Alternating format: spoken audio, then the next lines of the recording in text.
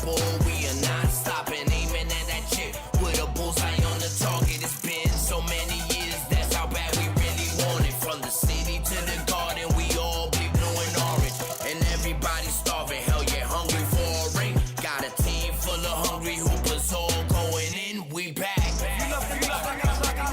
yeah, we back. Let me hear you give it up. The Knicks is in the Mecca, yeah. Let me hear you give it up. The Knicks is in the Mecca, yeah. Let me hear you give it up. The Knicks is in the Mecca, yeah. Let me hear you give it up. The Knicks is in the Mecca, yeah. Let me hear you give it up. We back. Warning. This video contains super awesome content not suitable for people who don't enjoy super awesomeness. Viewer discretion advised. Films in the building. My God, what's good? And I salute the new Knicks. Let's get it. Shout out to the new Knicks. The new Knicks, salute my guy. The new Knicks, the organic podcast. Uh-oh. Sounds like it's about to go down in here. Going down. New York City, NYC,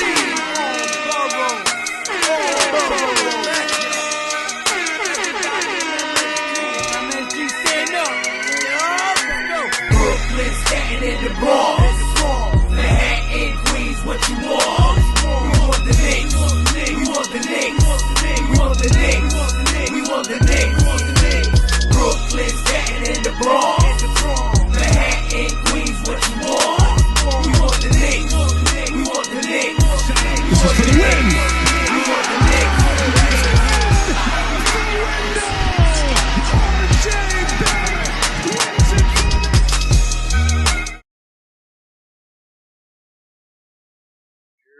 Que lo que, mi gente. Let me know if y'all can hear me. Keep walking through the building. Let me know. Can you hear me loud and clear?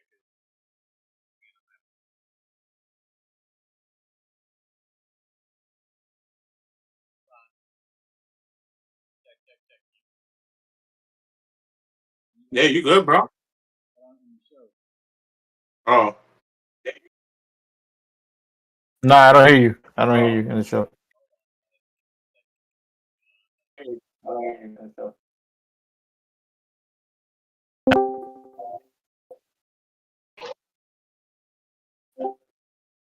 No.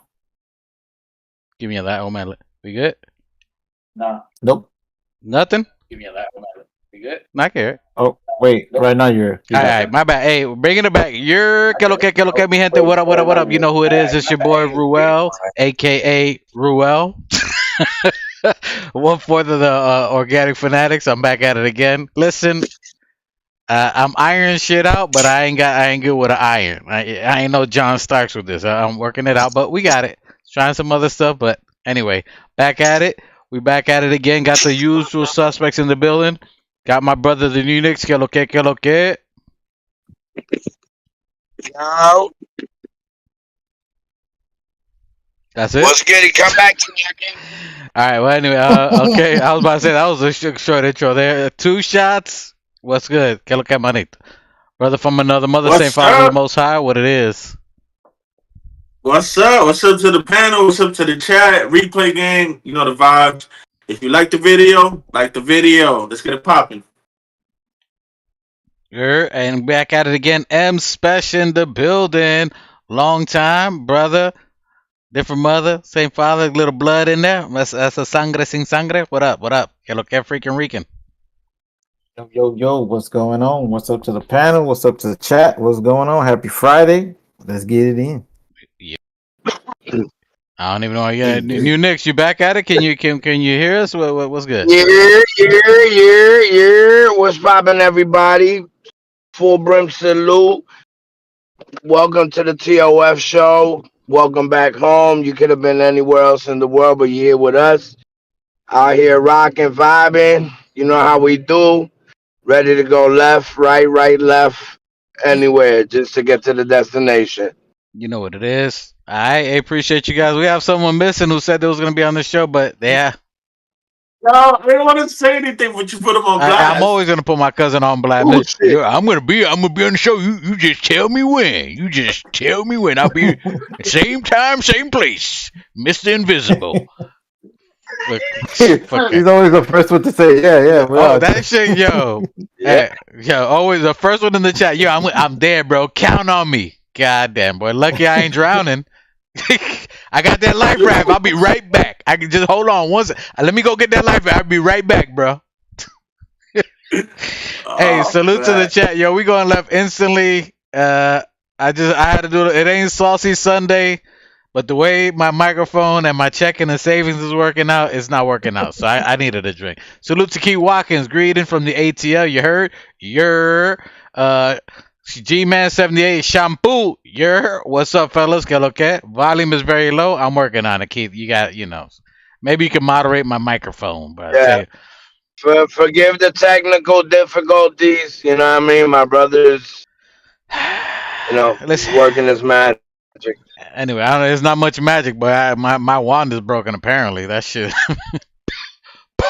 Number smokes. Anyway, salute to you guys. Same as last week. My bad. We need a Patreon so that we could get better equipment. Bro, I got the equipment. It's just I don't know how much better equipment he could get, bro. I got the equipment. It's butted joints. It's just the connectivity. Anyway. Also, it's user error.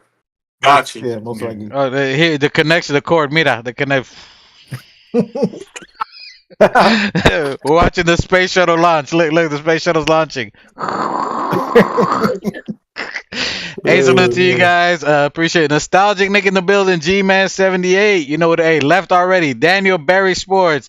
What's up? Sorry. Oh, instant pause. Yes, pause. Hey, my bad, fellas. We'll get it right sometime. But listen, you come to us for entertainment. Good stats, good talking, and just to laugh a little bit, have fun, go left. You know what I'm saying? We do it a little bit different. Sit back, relax, get your laugh on. But we back at it. We back at it. It's another week. Let's hold on. Let me get it. This one's for the chat. This one's for you guys. That's for you guys. Nobody better than the chat. Channel's growing. We got mad subscribers. Get there. We're not quite at 500, but we're growing. But we appreciate y'all, all of y'all in there. If you 431. Where we at? 431. Nice. Say, whatever. All of you are important. Each one of y'all. We appreciate you. If you just looking, you ain't really subscribed, you want to see what's up, it's up to you. Join. What up? Yo, we talking about it today. Today is Bridges Bag Day. The mayor of New York said today is Bridges Bag Day. He gave him his own street. He gave him 151 in the Bronx.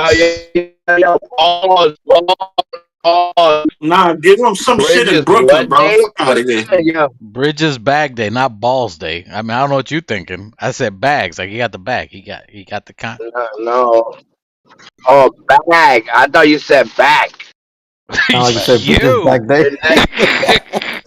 No, learn. Hey, you should get some pronunciation. Bags. Pronunciation, but New Knicks vocabulary book is out. It's on any e-reader you guys got. The New Knicks dictionary is out. So go cop his joy. Pronunciation. I got it. Yeah, my wife tells me it's all good. So let's talk about it. Mikalbridges, we gave him that bird right extension. What do you guys say? He did a Jalen Brunson type deal. He could have had a max deal. Could have got like 200 plus, and the homie took a 4-year, $150 million. Gave the New York discount. Following the leadership of his brother Jalen Brunson. That's what I'm talking about. What do you think about that, New Knicks? Discount for the city. Oh, yeah. Well, I'm just glad we got our wings back on lock. Yeah, I mean. And shit, boy. Bridges is here for, till we get that chip. Yeah, that for real. M Spesh, what do you think about that? So the fact that he took the homie discount, how do you like the fact that we got him for? What are your thoughts on the contract of him taking less than 200 mil? That's good, man. That means he wants to win. He's just like saving the team some money. You know what I mean? He really could have took us to the cleaners, bro. But he didn't, bro. He didn't do an OG. That's for sure. OG definitely got that bag. 2 shots. OG said, fuck yeah, I'm gonna get my bread. He said, "Show me." I think he's older though. Well, I think if I'm not mistaken, I'm special. You look up how old OG is. I think he's 30, if I'm not OG, mistaken. let me see. 'Cause I know. And I'm not mad at OG, bro. I would have done the same Listen, thing. he's his defensive prowess is really good, but Mikalbridges is definitely equivalent to OG, but almost a better shooter, big shot shooter. He's hit a lot of big shots. 2 shots. I could have sworn I saw you loading a clip. Maybe I don't know if it's back to maybe you got the gun laying on the side on the desk, ready for war. All right. So 5 picks himself. 5 picks. Now they can't do that. They're gonna close our live, bro. So you got For 5. real? They could, yeah, they could. You know, they. We'll just move on from that. They're not the real one. So you got 5 picks who could have gotten a super bag, $200 million. We gave him 5 picks from. We're basically at his mercy if we wanted to. As Spec said, we could have just been like, yo, we're gonna have to go to the second apron because you can't just lose that for 200 mil. What are your thoughts on him taking the amount of money he took? OG's 28, by the way. Okay, the same age, basically. Yeah, same age. So yeah, man, it's a sad day in Knicks world for people like me that love to do hypothetical trades and shit. Here You we know what go. I'm saying? With the So 2K. we gotta wait till like the trade deadline to speculate and you know what I'm saying, concoct some weird scenario. But good for him. I mean, I appreciate him taking the discount. I mean, they were talking about 200 mil or whatever for 5 years. There was no way in hell that I wanted him to re-up for that. So I'm glad that he took the discount. And yeah, I mean, this pretty much sets us up. This is the squad for the next 4 years. We got the 4 main characters: Cat, Bridges, OG, Brunson. It's pretty much it. This is we going to war, and that's it. Every other move that we're gonna make from here on out is fluff, basically. So we gotta make it work, man. This is it. We made the bed. Now we gotta lay in that bitch. Yeah, I mean, I like it. I think the contract is dope. I think it was great for him. I think what you're seeing with Mikalbridges, what you're seeing with Jalen Brunson, is of course as New York always does. We set a wave.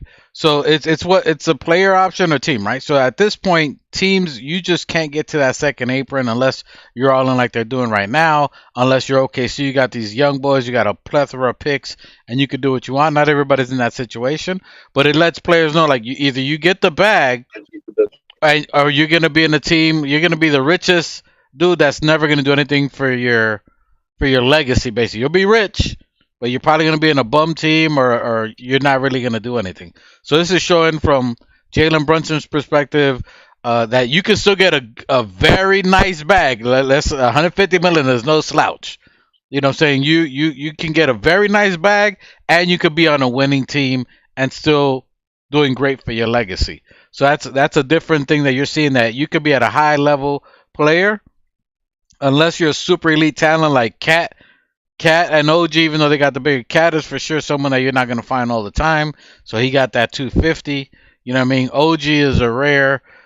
Even though Mikalbridges, I think, is equivalent to OG for the most part. Maybe not as much defensively. But, you know, I mean, OG is a way better defender. You know, Mikal's a really good defender, but OG is at that next level, which is something that a lot of teams search for. Anyway, I think for players like that, they want to be in a winning team. It's not often you see players, I mean, at least for the last couple of years, for sure, the LeBrons, the KDs, and everybody else, they really didn't want to win. You know what I mean? They'd rather just get the bag and just be rich. Yeah, good. In my opinion, I think the smarter player knows that legacy will pay off a lot more than a bag will. So, you know, if you're a player, you see how close the Knicks are to really bringing it home. You know, you're gonna try to work with the team and do have a team-friendly contract to bring in the rest of the players that we might need, or give the wiggle room that we need to stay under certain cap. under certain tiers. You know what I mean? So it's just they know what we about to do. So they rather be known for the rest of their life as the ones that bring it home. I think it's that and my tinfoil conspiracy theory hat, not in a bad way, but I think it's just a different type of negotiation. So if you look at what CAA, I think they're pretty much always CAA or negotiating with their agent that you can get a really good bag to keep us under the cap. And the only way I know if this is true or not is if Mikalbridges starts getting some kind of endorsements. Because OG got a sneaker deal. You see Jalen Brunson getting all types of promotion, even through the podcast. You know what I mean? Like they're giving them the bread, but in a different type of way, advertising, marketing type of thing. Which I think that's what smart agents. Handshake agreement. You know what I'm saying? Like, yo, you give me the 150, we can line up other things for you. You know what I'm saying? Like, yeah. You know what I'm saying? So I think that's where. I like that. You see what I did there? But I think that's it. I like that. Yeah, I could see Leon Rose doing that. Like, yo, we need you. This is the most we can pay you. We'll win whatever, but we can get you and your agent. We can get you lined up with this. OG get the 250. Most we could do with you is a sneaker deal. Brunson, we could give you more. All these other stuff that he got in the roommate to equal. You know what I'm saying? A good amount of chunk of change. So same thing with Josh. Bridges got a through the loop agreement coming on the way or something. You know what I'm saying? He gonna be, you know what I'm saying? Pause. I definitely want to see that ad. I don't want to see that commercial. I don't want that. I ain't trying to look at that commercial, bro. Oh yeah. Yo, I am not trying to look at no Fruit of the Loom commercials with Mikalbridges. Just My bad. But Yo, yeah. you know, Josh Hart got the KNicks and shit. You know what I'm saying? Hey, you never know. But I think from what I've seen, I knew that was with Brunson. You saw the same thing with Julius Randle in a way too, because that's when he started getting his endorsement with He got the Sketcher joint. he got the Sketcher joint. So you saw he got, and people were like, oh, he took a low amount of money. So I think your boy, listen, it's not just this talking. You know what I'm saying? But I think that's where it's kind of going out there. What do you guys think on that? What do you think, M Special? You think that's something that maybe Leon Rose and the agents could have been working out, or am I just tripping? Nah. I mean, it's New York, right? He can get like endorsement deals anywhere, big city. He could have like things going on in the background that making bread. You know what I mean, like what was it? Jordan made more money in endorsement deals than he did as a salary. Facts. So he made more money in his Nike deal. Yeah, in he's a billionaire because of that. So I don't know. Yo, is Mikey on the live stream? Yeah, he's with us now. He's official now. He's just not showing his face, but he's got the voice. Okay, boy, okay, I think that beard oil had something to do with it, boy. I think he got sponsored by beard oil or some shit. Hey, by Viking Revolution. Hey, salute to Danny Landis. Salute to the chat. No plug. Hey, what do you got? What do you got in the chat? Mikey got a sponsor. Let's go. Hey, salute to you guys in the chat. What do you guys think about the program? What do you think about the bag? Nostalgic Nick says OG might be traded. What do you think about that? Listen, shit. Okay. We still gonna do the trade talk. Let's go. Listen, who said that? Nostalgic. So listen. All right, bro. Got newyorkknicks. No. I was saying bye to my coworker. Two shots is all about it. For me is. Hey, got 2 shots. Go ahead, 2 shots. Tell me your wild scenario. Who you think you bought a Bridges trade in? I'll entertain it, darling. Listen. Before I start, let me just say that I am a conspiracy theorist fan. Before you start, let me get a couple down because I need a drink for this. I'm gonna need a drink for this. You know what I'm saying? I don't do none of that. But get your little edibles out or whatever you do. You know what I'm saying? But yeah. So like I said, I'm a conspiracy theorist fan, bro. I eat that shit up like fucking. You know what I'm saying? Like the Loch Ness Monsters and the moon landings, all that shit. I Make fucking love it. believe. So here we go. OG Do makes you love it like 36 me? million, right?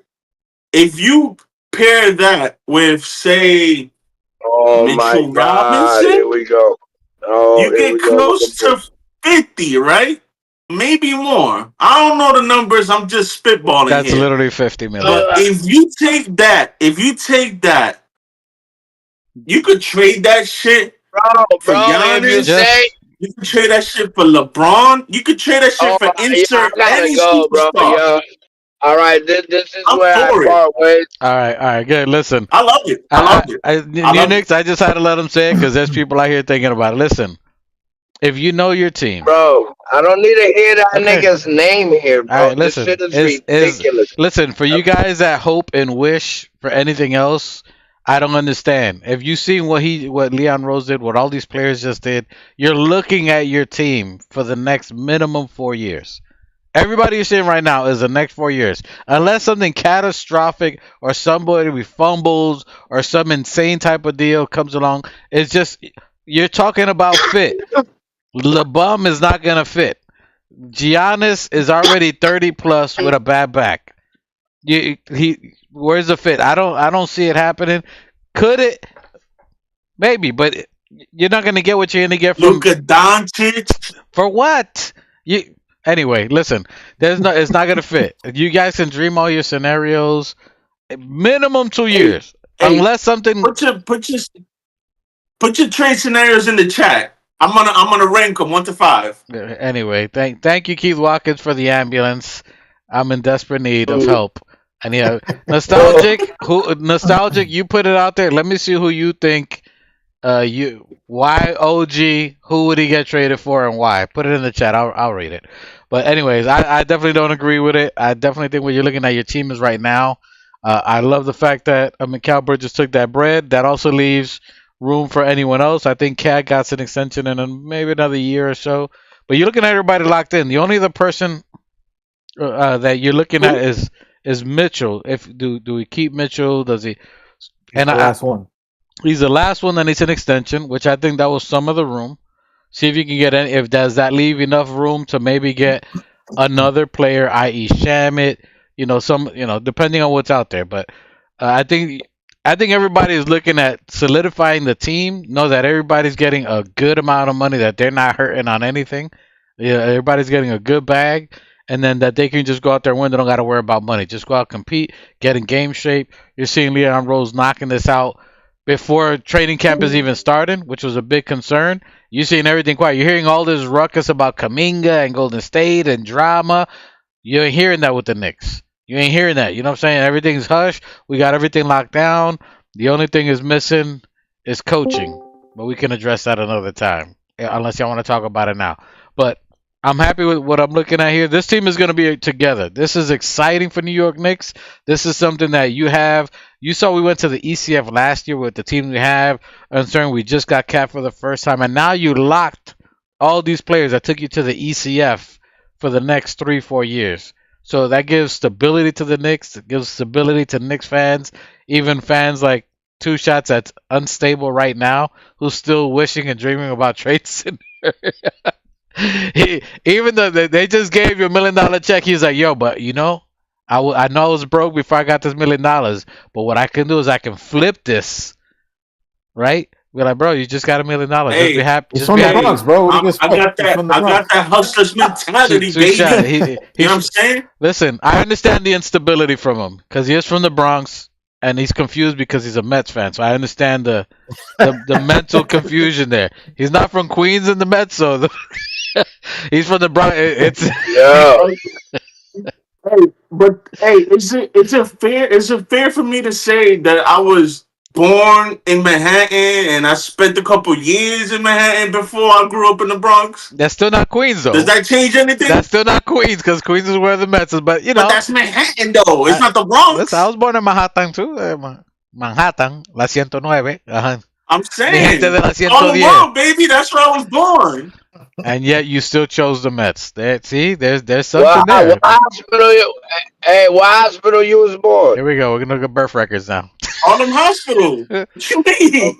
Okay. Alright. Yeah. You guys, I was born at University Hospital, We're St. Luke's. Oh, okay. St. Luke's Hospital. Manhattan. Gotcha. In Manhattan. Manhattan. Yeah. Harlem World, baby, let's go. But yo, I think that's gonna be one of the last times. I think Keith Watkins just unsubscribed because he just said no Mets slander, please. Keith, that's why you my dog. Cause I was just about to say I'm not gonna take the Mets slander. You know what I'm saying? We the second in the East or first in the East. I don't know what it is. It's us a Philly. Oh my! And we got your boy Soto from you. So you better fucking respect, brother. Tight. And we making moves, brother. We got a center fielder now that shore up the center field, you know what I'm saying? Trade Soto. We taking over, bro. We taking over one city at a time. All right, never mind. I'm gonna be singing. Yeah. All right. New Knicks. So how do you feel? New Knicks. Yo, put it in the chat if you want us to start a baseball pod. Oh my God, here we go. New Knicks. So you see, we got Bridges. He got the bag. How are you feeling about the squad? I know you don't think that we're going to be trading for anybody. The squad, you got this squad for 3 years. What do you see in a 3-4 year period? For 3 years, do you see a championship at least one? Do you see two? Do you see ECF every year and possible one? What are your thoughts on a 3-4 year run with the squad we got now?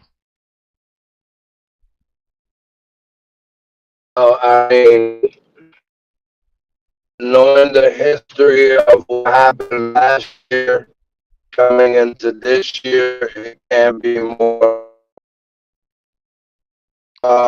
You break it. You're choppy. Hello, can you hear me? Yeah, better now. Good. All right. I mean, health-wise, if we stay healthy, the way everything's laid out, we should be in the finals. You know me, I speak confidently. I don't speak maybes. So I see us in the finals. Everybody's back for one more year.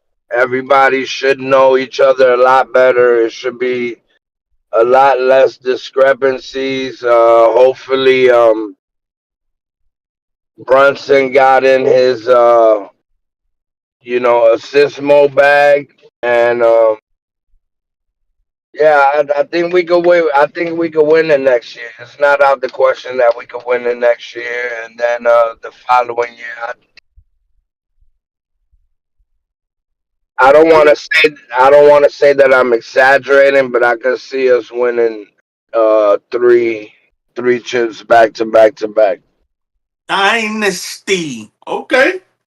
Listen, if you ask me, I got one in the possible. You know what I'm saying? I got the short one with the little joker, but I don't know about the rest. So I don't know. I don't know about 3 and 4. That's dynasty status. Special, you? What are your thoughts on the squad that we got now? Them being assembled 3-4 years, even though there's a new coach. The players we got: Clarkston, Yabusele. How do you think that looks for next few years? I think we're good, man. I think we have some good deep playoff runs in the next few years. It just depends. Like I don't know. Like what do the other teams do? Right? Like next year, I feel like it's finals or bust because the East should be wide open. After that, I agree. After that, I don't know. A competitive, Eastern playoffs run. Hopefully, another conference finals finals appearance. It's hard, bro. It's hard to win championships like that. 3, 4. Like, no. Yeah, only a few teams have actually done that. Yeah, I think in this what's this dude's name? The president of basketball. In his era, I think only.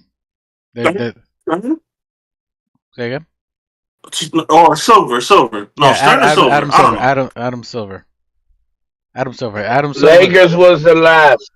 Yeah, but they won in 2020. But there's been no team that's won like back to back in his era. I think in the last Back to back. 9 The years. last team to win a dynasty. The last team to win a dynasty means back to back to back. Golden State. Three-peat. Golden State. No. Who? No, it wasn't. No, they won. They got two, didn't they? They got two. They lost the other one. Then KD came in and whatever. They didn't win three straight. But they won two. That's what The I'm saying. last team to win three straight was the Lakers. Lakers? Kobe and Shaq. Yeah, that's what I'm saying. Kobe and Shaq was the last team. Yeah, but that was Stern era. That's what I'm saying. That was David Stern. That was David Stern. That's No, right. A dynasty is not a three-peat, bro. That doesn't A consider. dynasty is making it to the finals every year, right? But it's multiple championships within a span of a short period. That's what a dynasty is. Yeah. The last dynasty was the Warriors. They won 4 and 7. Yeah. That's what I said. Yeah. That's what I'm saying. The last dynasty was them. And that's what I'm saying in Silver's era. Bro, can I just say that truck is beautiful, bro? Yeah, that truck is nice. I'm sorry. Yo, son, hey, son, I'm ill with driving trailers, boats. Nigga, this is on a dime, boy. You heard? I don't know about all that, but that truck is Bro, I need that. I need that. I could have parked that 18 wheeler in this driveway. Like for me, I like what we got. I think this year is gonna be for sure. We should be able to get to the finals. You're gonna have it's not gonna be a cakewalk. I'll tell you guys now. Regardless of who's hurt, you're gonna have Orlando Magic, who's ready to gun, young gunning. But I think the Pistons are good, but they did lose Schroeder. They did lose Beasley. So that's a huge shot for them because those are the ones that kept them in the game against us. So they lost Schroeder. Schroeder went to, I want to say, the Clippers. I know he went out west, and then they lost Beasley. So Detroit, that's a big hit for them because those are the two best players that kept them in the entire series last year. So I'm not too worried about Detroit. But nonetheless, next year should be something where we should be getting to finals. Again, this is almost a new team, new coach, new style of play. So it's going to take about half a season. So we're not going to be in the 60 games or none of that craziness. It's going to take a little bit to get used to. I don't think so. Yeah, I don't think it's going to take. We're going to get to that point. I think we'll be. All right, look, fuck it. We're already here. What do you guys say with the new team, new coach? Everybody got above 50. What do you call 50 burger? I got 50. We're going past 50. What do you got? Let's call it now. Call it now. What you got? Shit, boy. I mean, I see a little regress. To tell you the truth. You think less than 50? I mean, bro, you gotta understand this. As much talent as we got here, bro. It's a new coach, a new coaching system, and bro, I mean, as much as wherever he came from, he was this and that, bro. Like, I gotta see it for myself, my guy. I mean, I'm all in with Leon Rose and everything, but yeah, I mean, it's not like how it was with Cat. You know what I mean? That I had a little discrepancy when he was in a Knicks. You know what I mean? But when he came here, I could say, all right, yeah, he's gonna do good here. But I don't know. It's too much teeth for me on this coach, bro. It sounds like Fizdale's rubbing. Bro, he just reminds me of Fizdale, like a black Fizdale. I don't know. Fizdale is black. Listen, I got 55 or more. I got 55 and 60. That's what I got.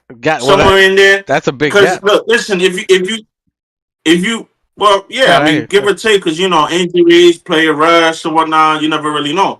But in my opinion, I believe it's not going to take that long because according to what they're saying, this guy is all about practice. And if you're all about practice, then you're going to be prepared for the game. And one of my major problems with Tibbs is, besides his offensive schemes, is we were never prepared.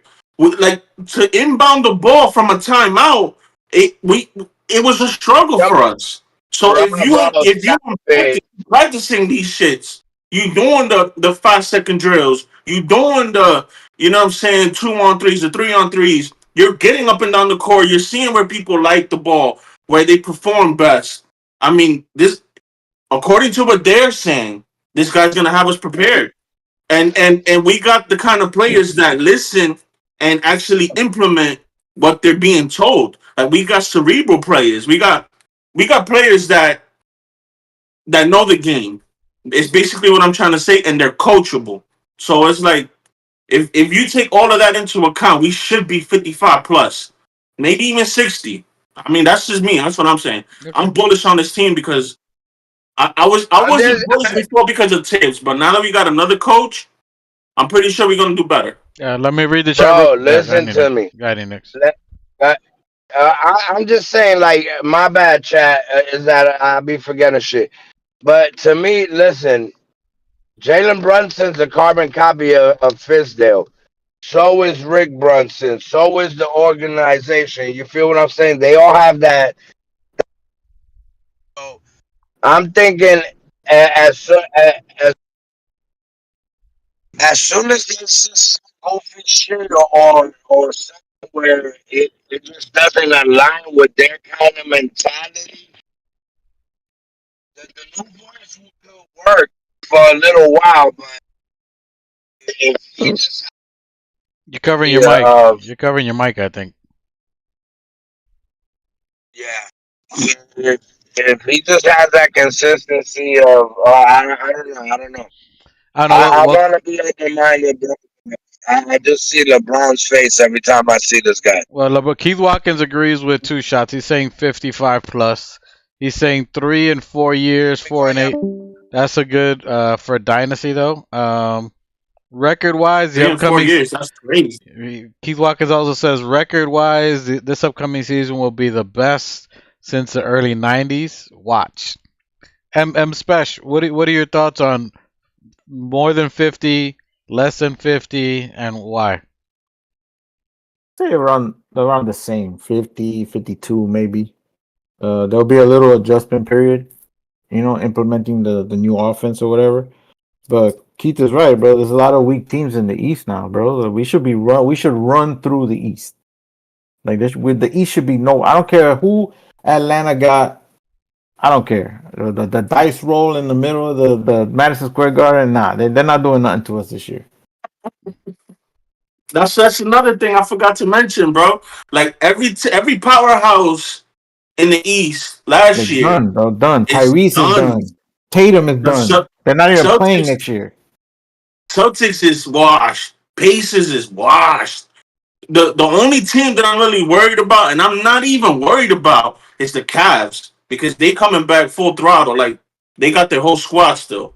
But other than that, like who's gonna put up a fight against us? Yeah. Fucking like he said, Dice Roll. What's his name?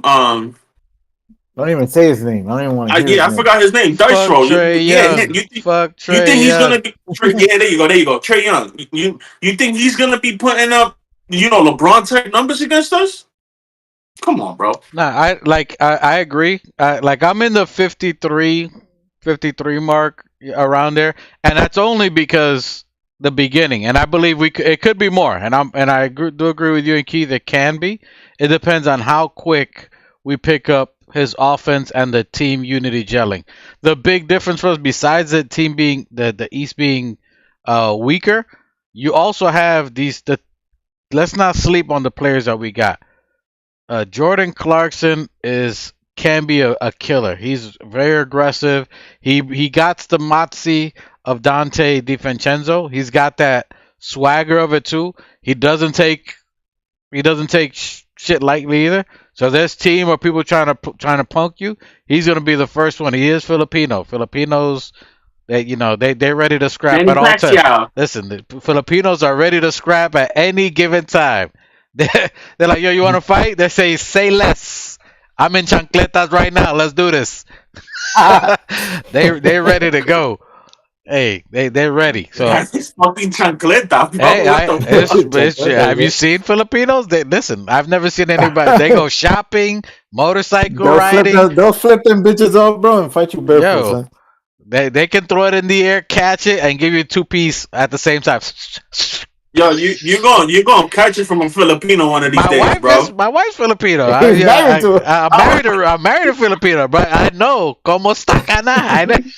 So you talking from experience then, huh? Listen, they we Latinos, the same thing. We got the same, you know what I'm saying? It's in there, the same But she people. was Rican, bro. She's half and half. She's dangerous on both sides. So she gonna catch you with the switch and the fucking chancleta. $150 either way.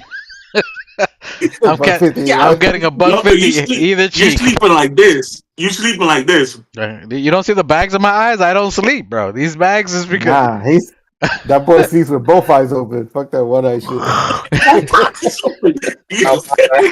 He's on work. Double bags, bro. I don't sleep. I just Oh my god. Lucky you got that military training, boy. Hey, sleep is an option. What are we laughing at? That my wife, she's Rican, that she can cut me. Cause I was saying that this year, I think we could be around like the 53-ish, could be more, but I'm saying the difference that we're we're not taking account to Yabusele's effort, hunger, wanting to play. He's gonna back up Cat. And then Jordan Clarkson coming in, he's a killer. He can score quite a bit. We didn't have any of this. When we were going to war the last 2 years with Cleveland Cavs, we literally had just our starters primarily, other than Deuce. You know what I mean? And we were going to war with these cats. When we went against them, that bench big time. That's what I'm saying. We went against them 2 years ago. It was literally just Brunson, Julius at that time. Like, it was just the starters and against 10 players against our 5 each series the last 2 years. No, we listen to me. We were definitely undermanned for the last 2 years. But it was putting a lot of pressure on everybody, By choice. A lot of people that we had on the bench weren't producing how we wished they were. Deuce. Nah, Deuce was fine. He elevated his game. He had a little, bumps in the road, but it was all good. Nah, but Precious didn't step up like I thought he would. Agreed. What happened to him? Shammy, and I think a lot of that was due to Tibbs not utilizing the guys in the right time. Because a lot of times we say, hey, Precious played good against this team. Yeah, I mean, Tibbs should put him in. Tibbs wasn't doing that. Yeah, I mean, Tibbs did have a lot of, discrepancies. So round of applause. Round of applause. What? No, I mean, oh, bro, listen to me. Every time we talked about the new addition of the players and everybody's mental and IQ and everything, I always said even Tibbs himself could learn and elevate. Yeah, I mean, I always said, like, bro, even at my age, bro, you learn every day, my nigga. I'm like, so Tibbs can learn every day. Everybody can learn that. Like, he had to adjust to what the players were asking, but he just wasn't. He was just stuck to his ways. And going into besides that, I mean, I definitely wish Mike Brown the best, bro. He's on my team. Yeah, I mean, if he's here for a reason. Yeah, but like I said, with the players we have, as long as it's almost basically when Spoelstra had LeBron, Bosh, and Wade. You feel what I'm saying? The team's gonna play. They can play by themselves, basically. Yeah, but this I mean, but they. Go ahead. I mean, they're at that level, my nigga. Like, everybody got their bag. Everybody's been together for over a year. We're coming into a new year. There's no more excuses about anything. Like, about anything. If niggas was exhausted, they had plenty of time to fucking rest. They fucking got, they got access to acupuncture, masseuse, fucking German masseuse, fucking underwater fucking therapy, whatever the fuck it is.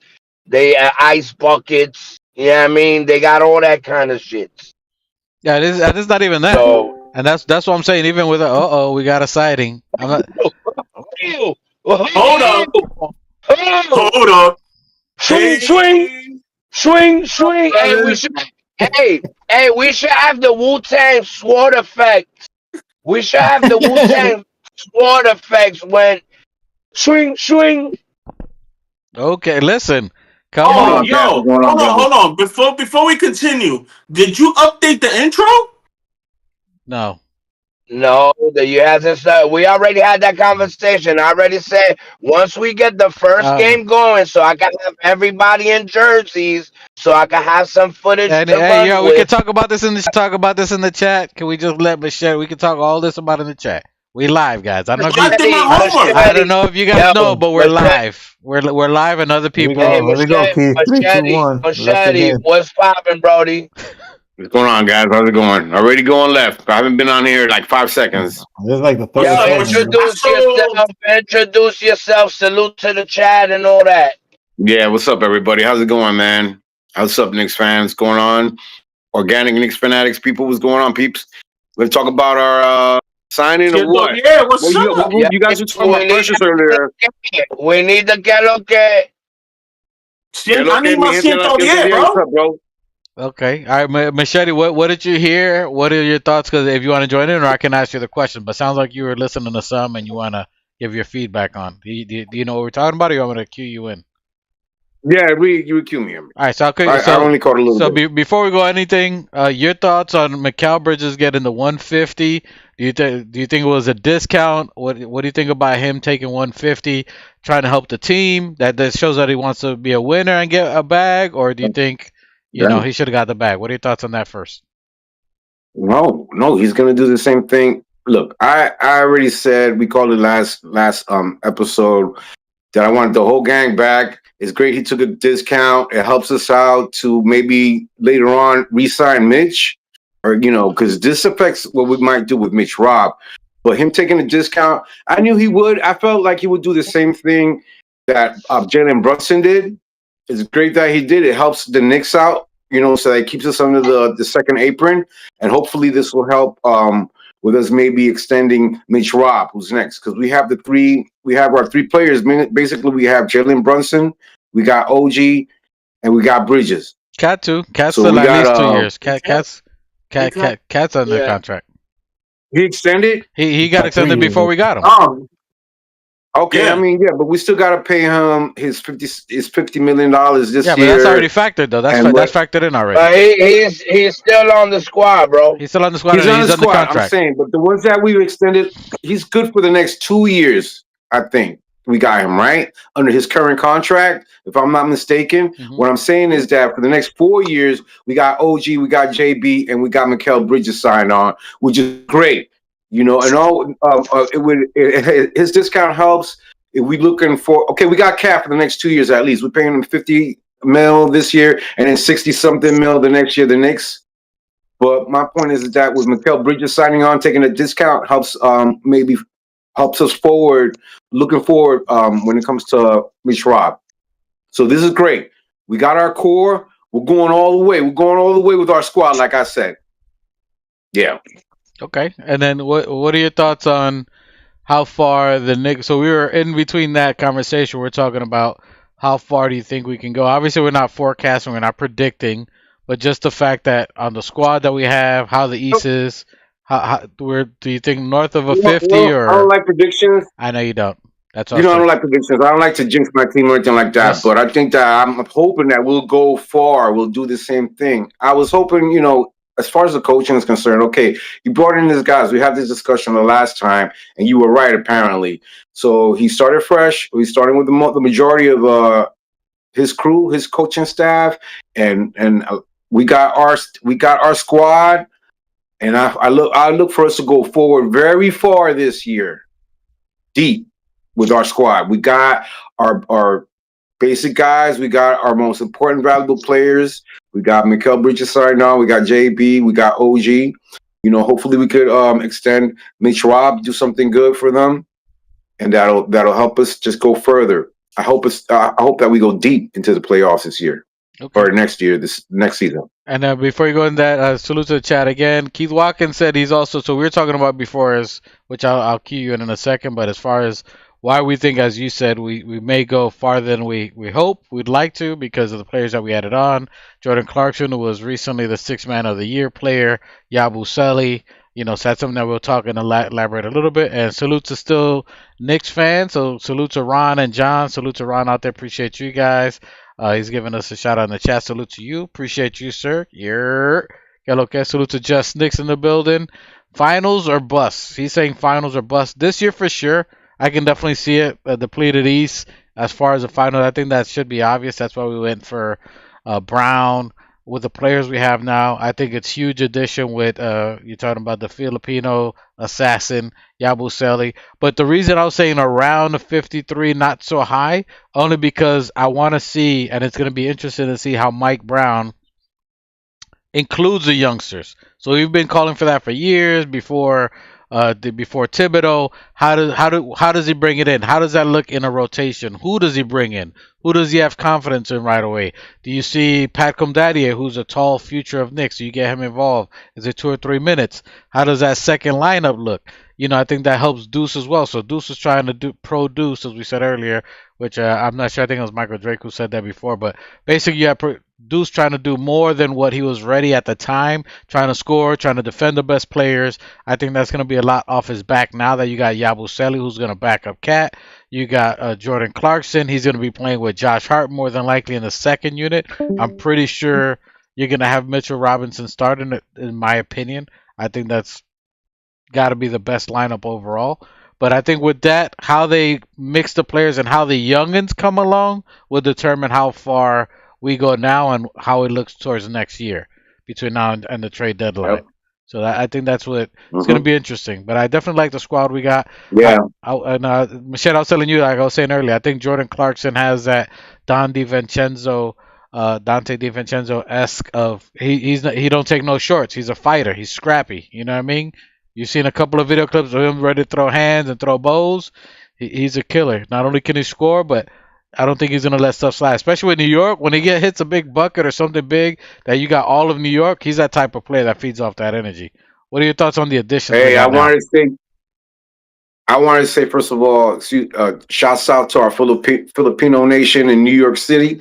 We have a big Filipino group of people up there living in Queens in our old neighborhood in Elmhurst. Shouts out to our Filipino people out there. We got our Filipino player. He's in a perfect spot in New York City.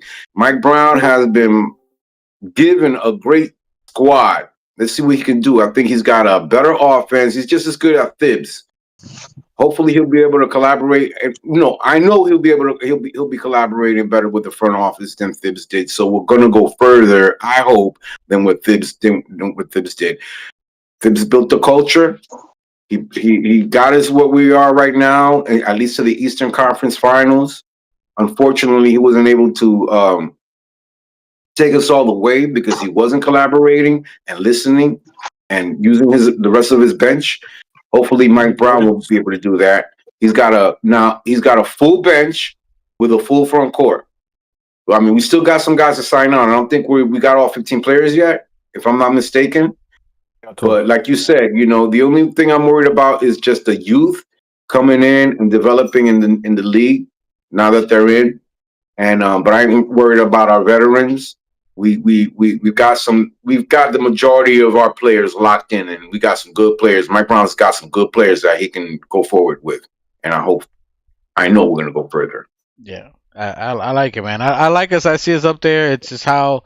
So that's what I was saying. As far as because we're talking about where they think they land. 2 shots is 55 north of 55.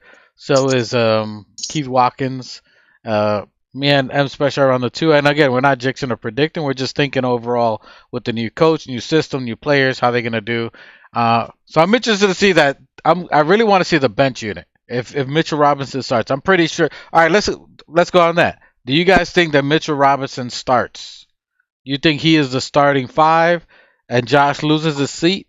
You know what I mean? Do you think that's the best lineup right now? A healthy Mitch. Now, this would be healthy Mitch playing for a whole year. Machete, what are your thoughts on that? I'll go around after that. Mitch, what are your thoughts on Well, Mitch?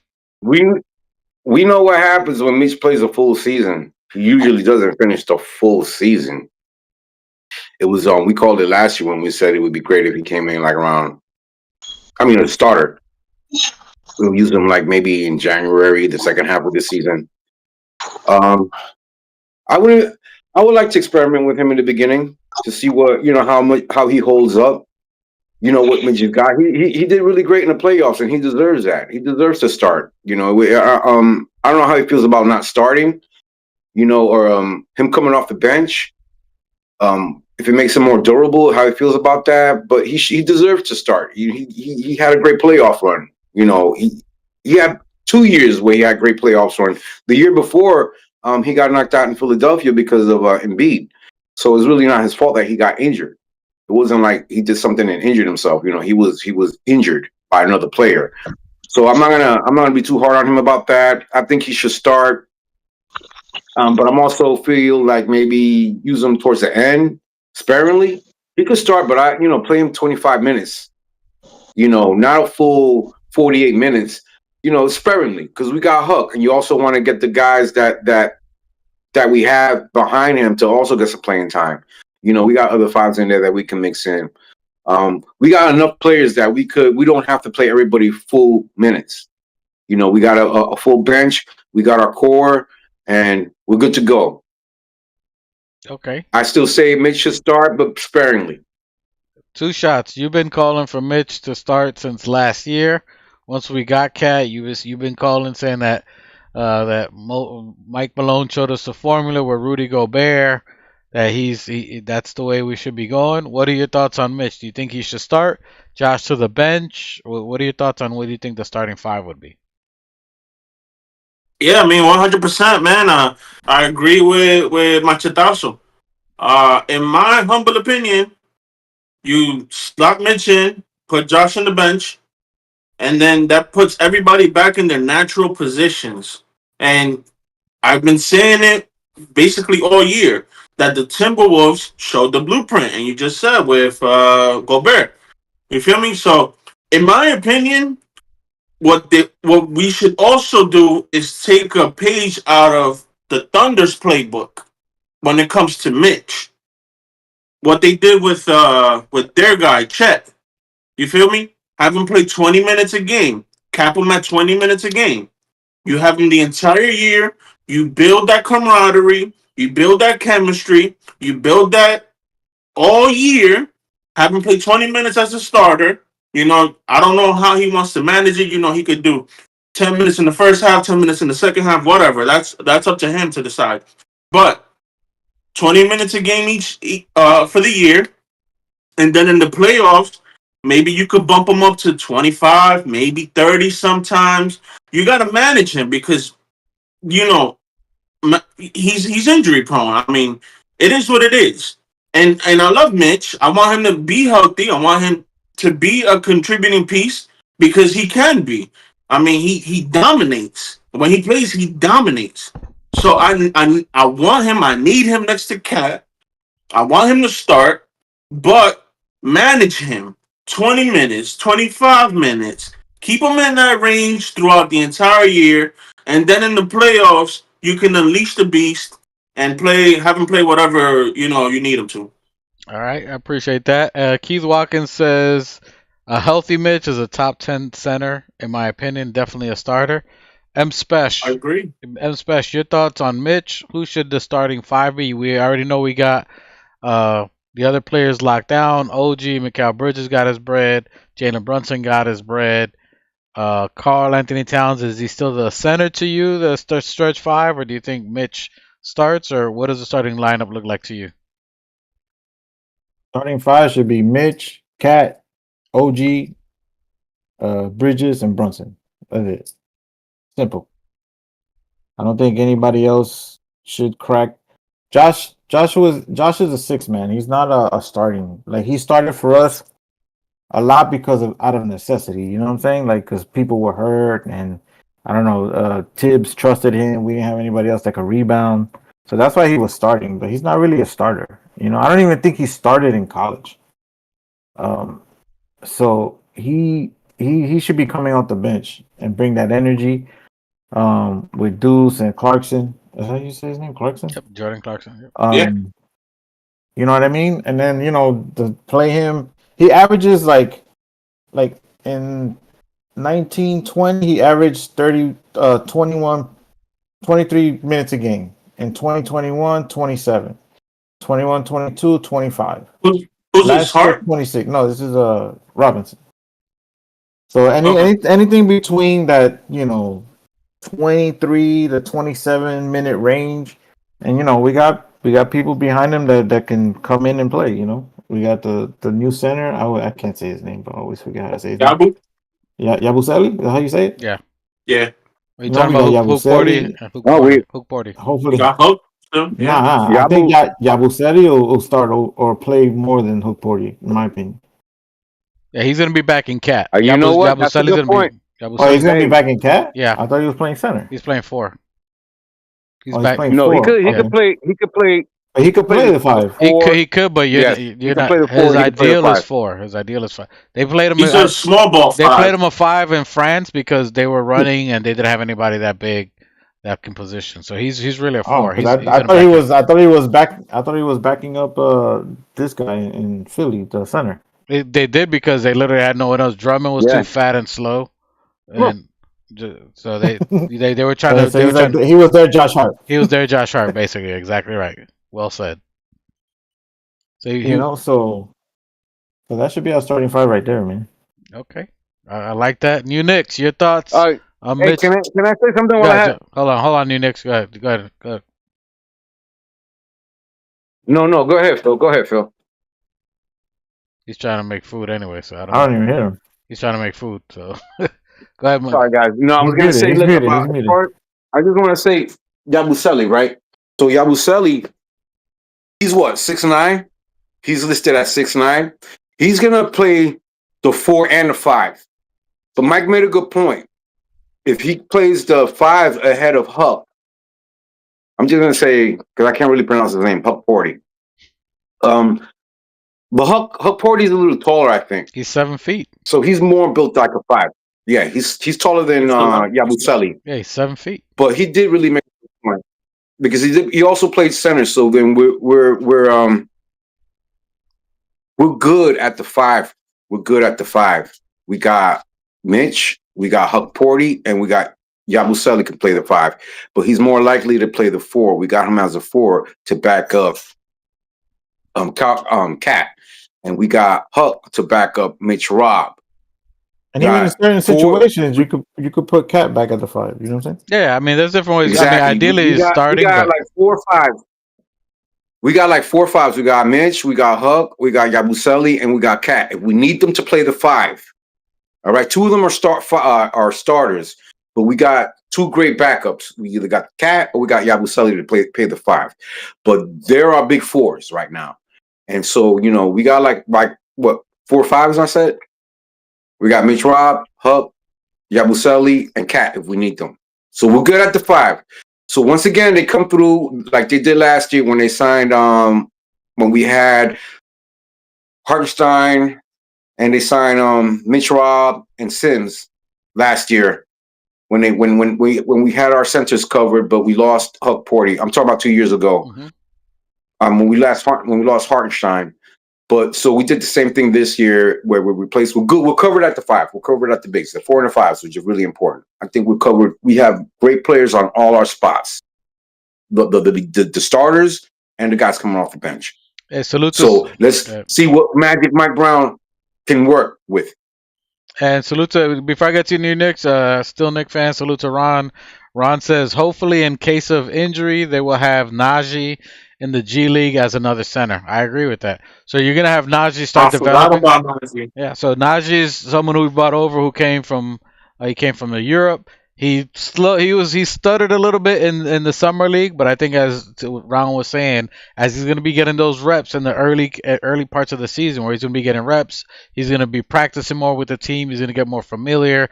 He's going to be understudying with Mitch, who's going to teach him footwork, placement, just like Hook Porty was saying. He's learning from Mitch, his timing, where to jump, where to place his footwork. I think that's all going to help all of them. Najee, I agree with Ron. To my opinion, and I think that it is Mitch. I think Mitch should be the clear starter. I don't think that Mike Brown has had anyone in his tenure as far as a starter in that opinion, as that's a real defensive player like how Mitchell Robinson, that's going to help him defensively. He is a defensive style coach. So I do think that that's going to help him. That's going to help the team. And because of the fact that we have depth, because of the fact that the front office hired him because they want him to develop depth, I think that you're looking at maybe 22. I think M Special's right on that, around 22. I don't see 27 for Mitch. I agree with you as well, Two Shots, you and Machete. In spurts, I don't see any more than 22 minutes. The best Mitchell Robinson would be around 22 minutes. So anything more than that would be probably forced. New Knicks, that you want to jump in there? I don't know if you're kicking or if you want to give your opinion on there. Yeah, what was the question? So we're looking at starting five. So do you think Mitch should be the starter? What are your opinions on Mitch starting, or should Cat still stay at the 5? Do you see someone else? What do you think the starting lineup looks like to you? Should Mitch start? I mean, I think Mitch is the longest tenured Knick. I think he has seniority over everyone, barring his health, to start as the center for the Knicks. Yeah, I definitely want Mitch to start it off. Cat should be at the 4, stretching the floor out. You know how Two Shots wanted him to play, but I think this year Mitch deserves the chance, to go back to his original spot, which is the starting center. Last year, he had his injury, he was coming back and all of that, but if he was a starter when he was healthy and holding it down for us, I think he deserves the head nod to get his position back, because Mitch is basically the defensive captain. Yeah, I mean that's the hardest position to play. Yo, Go ahead. let me interrupt you for a quick second because I gotta go. So, I appreciate you guys for having me on. I'm sorry I gotta leave. The situation came up. Do you think, brother? Family first. Yeah, you already know, chat. Peace out to the chat. Replay gang. You know the vibes. Like, share, subscribe. Get the subscriber count up, please.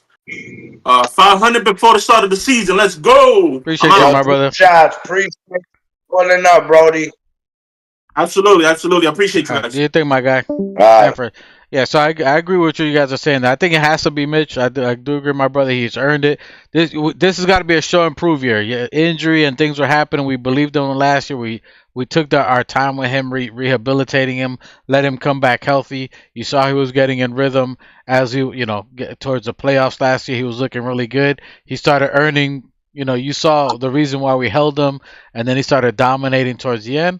I think you got to let him come in with the new coach. Maybe the coach finds more alley-oop plays or different things like that. You got different playmakers, Jordan Clarkson. It's going to be a different wrinkle this year, but I definitely think he should be the one starting.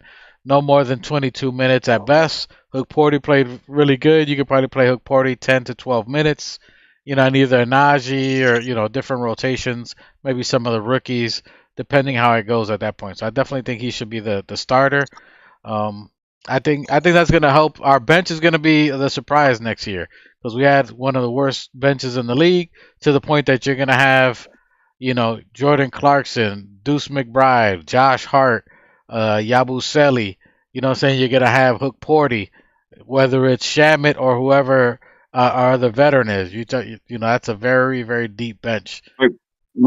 Well, you're saying that we had a bad bench last year? We had one of the worst Did we benches. have a really bad? Was it that bad?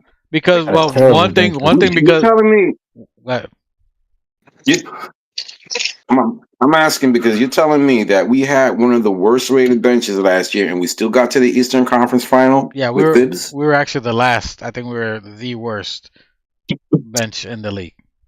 bench, and we still made it to the Eastern Conference Finals with Thibs, Yes, I know. and we had the worst bench.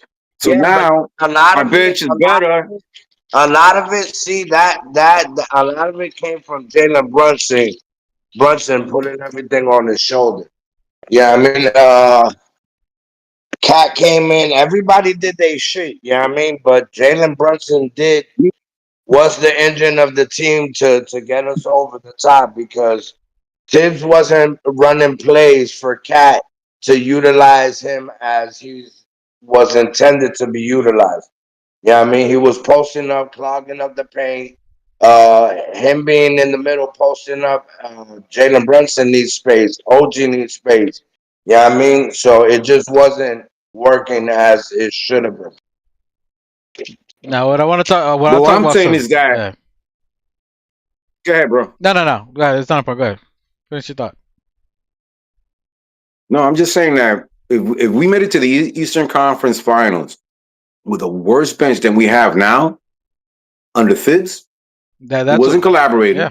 who wasn't listening to anybody to play his bench, was it we had the worst bench? Was it because of the players, or was it we had the worst bench because of the coaching It's a that didn't utilize the bench? Well, it's a combination because a lot of them were hurt early. You had Precious that missed 20-something games, who was basically pivotal at the beginning that we Okay, expected him to go. You had Deuce that missed, I want to say like 12 plus games, and then Shamit who was injured early. So they were the key roles of who our bench was supposed to be. By the time they came back healthy, and then trying to get into rhythm, Tibbs that was already past the 25 games, and Tibbs was like, I can't wait for you guys to get in a rhythm to try to figure out what we need or how you guys are going to fit with this system. I just got to run what I did, which he should have included the more whatnot over time. That's why towards the end it should have been more Shamit. That's just the way his system was. That he was like, I can't wait to see how you guys. I can't try to fit mid-season how you're going to play with Cat and then take Josh out and try to tinker around. So that was his method. So that's why it didn't work as well. And then sometimes they were out of rhythm, so it was a combination of both. Mostly, if I'm going to be honest, probably the coaching and health at the same time. But this year, the big nuance, which that's what I was saying as far as how many games we're going to win this year, it's going to be, I don't think it's going to be as high as some people think in the 60s or 58 or so. And the only reason is because the coach is under pressure. The coach is like, you got to finals or bust, as I think just Nick says, finals or bust, and win a championship with the players you got, and at the same time, oh, by the way, you also got to develop these players we got, and oh by the way, you got to figure out this, and you know what I'm saying? So it's a lot for Mike Brown to figure out, and then also develop the young kids and figure out how they're going to play with these veterans. So I still think it's going to be over a 50 burger for sure, but I think that's where you're going to see the difference of Mike Brown and the other coach, and that's why I don't think Mitchell's going to play more than 22 minutes, maybe 24, something like that. I don't think you're going to see a heavy workload on Cat or Mikalbridges. You saw they were the ones that were complaining primarily last year of a heavy workload. So you're going to see them maybe 25 to 28 minutes each, and then you're going to have to see Jordan Clarkson, Yabusele, Josh, maybe 18 minutes each. So you're going to see a more equal distribution in a game. So it's going to be different to see how they're going to develop. You know what I mean? And then at the same time, you got to figure out how to get these other young kids involved in the game. So that's where the interesting part's going to be. But we'll talk about the different offense. But Mike Brown, I was going to try to say this for another pod, but I mean, Mike Brown, I was studying his play style, his coaching style. The offense he runs is a Princeton offense. The Princeton offense that he runs primarily, it's basically almost like you're running a center at the point. It's, even though Mitch is not going to be that guy, they usually use a lot of high screens, but you're going to use the center at the point. But he's more than likely going to be using Cat to handle at the top of the ball here and there, like on pick and rolls. Cat at the top of the key, and Cat's going to be a playmaker. Cat's going to be one to be using, looking for cuts, off screens, OG and McCall's, and then that frees up Jalen Brunson from getting doubled a lot. He'll be running off screens, kind of like what you see Curry do. So that Princeton offense has a lot of movement. So you're not going to see too much ball holding. It's going to be moving the ball more. And Cat, you're going to see Cat a lot at the top of the key, making a lot of the decisions. Lob to Mitch, OG or whatever cutting, not just someone just sitting at the threes, kind of like how Mitch did. So his offense is usually pretty fluid, depending who he has to help him run it. I don't think he has to do too much defense because we got a lot of great defensive players. But how the bench comes along is going to be interesting to see. But that offense, you should see a lot of Cat at the top of the key. So that's going to be interesting to see on that. So, but I like what we got. I think it's going to be good. I'm still a little concerned of who his other coaches are. I got to look at the chart of who he has going. How they're going to get the young players. But, I know they moved Brunson's dad to a lesser position. Who does he have to bring over for the coaches? So I'm going to kind of look at that next. I think they were worrying about the contracts, but I like what we got. I'm loving the team. I think that Thibs had Rick Brunson in there as an assistant coach, as a secondary guy, because he wants control, and Rick Brunson's the guy that he drafted, or he was there when he was drafted by the Knicks. They've collaborated together a long time. When he was working, when Rick Brunson was a coach, he was a coach in Virginia, I believe, and he's got coaching experience. He's not a head coach. He doesn't have Rick Brunson. I'm talking about head coaching experience in the NBA, but he was a head coach in college at least. He did coach Jalen Brunson into what he is right now. We got to give him the credit when it comes to that, and which is why he's still a coach. He's, I think, just a developmental coach as a developmental coach for Jalen Brunson. Not that he needs more development, but he's the guy that trains him, that coaches him, that made him who he is. Who's gonna keep him there. So hopefully he will do the same thing for the rest of the squad, the rest of our point guards that we have out there. But we don't have him as the position that he held last year as an assistant coach, the second guy next to associate coach. Thank you, the associate coach. It's just as well. That was a solid. That was a solid they did for him. You know what I'm saying? Like that's like you got your boy who ain't really that good, but you put him as a CFO or CEO position. Now he has something on his resume, so if he wants to be coaching later on, I was an associate head coach at one point in time.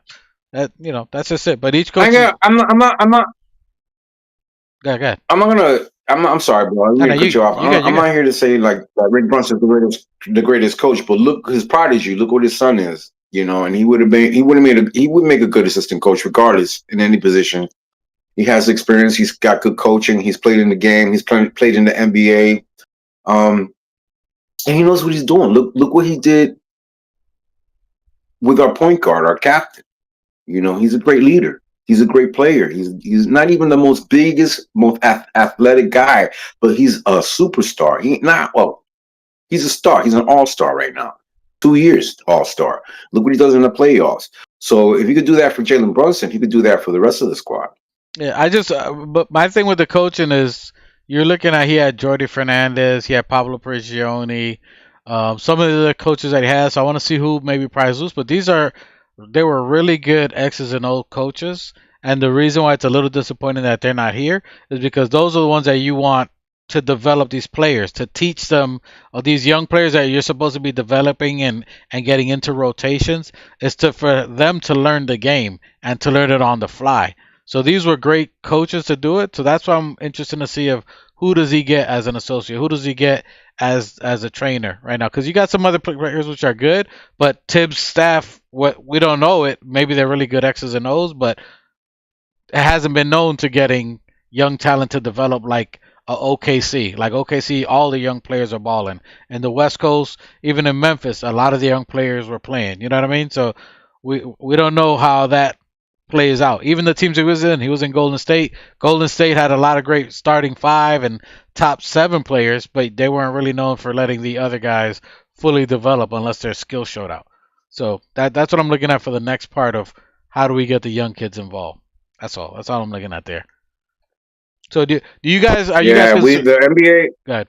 Yo, quick question. Well, what's the situation with us not being able to get an assistant for Mike Brown?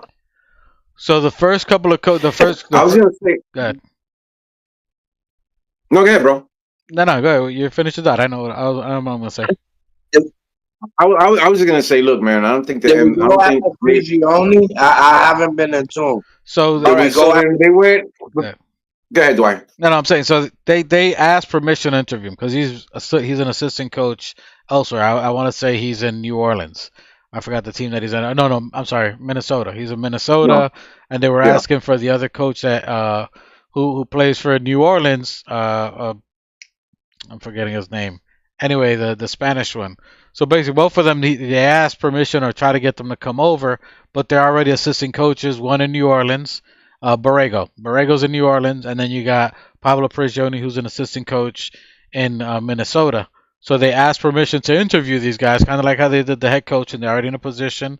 Borrego didn't want to come because he was originally interviewed basically as the head coach, and he's like, if I'm going to leave this place, I'm not going to go to be an assistant somewhere where I'm already here. The team knows me, the organization knows me, so I'm not going to go. And then Pablo Prigioni basically liked what he got going. He's in Minnesota. Minnesota's doing good in the West. You know, they got young talent. He has a good thing going over there, and he just didn't want to come. He's already been in New York, so he just didn't want to come. So right now, he just doesn't have. I think. No, with Pablo, I think it was that he didn't want to uproot his family and come back to New York. You know, he's already situated in Minnesota. I just think that it was just from what I heard, it was just that he didn't want to uproot his family once again and then come to New York for God knows how long. Yeah, in an apartment Which compared I to don't blame probably a him. house that they probably got some nice house in Minnesota, and then they got to come to an apartment or condo in New York. Yeah.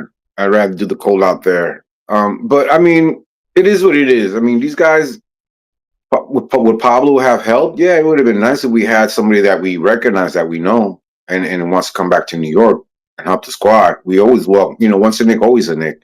That would have been nice, but he didn't want to uproot his family, which is okay. All right, it's all good. All the other guys that we interviewed, those were formalities that we did, that we had to do with Jason Kidd, with all the other coaches that said no.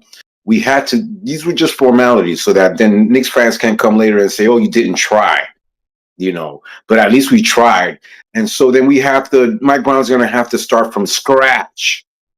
Get his guys that are available, guys that want to come to NYC, move their families over here, and help Mike Brown. It's going to be. A lot of that was rejection, Mike. A lot of that shit wasn't them. Yeah, I mean, they were genuinely reaching out to fucking coaches to come, and a lot of them rejected it. So it's not something they were just checking boxes. That's bullshit. Well, if you're saying, hold on a second, but then you're saying there's rejection, that means that they have a reason to say no. So then there must be a reason to say no to us then. I mean, whatever their reason is, it could be family matters. It could be that they just don't feel the organization is stable right now.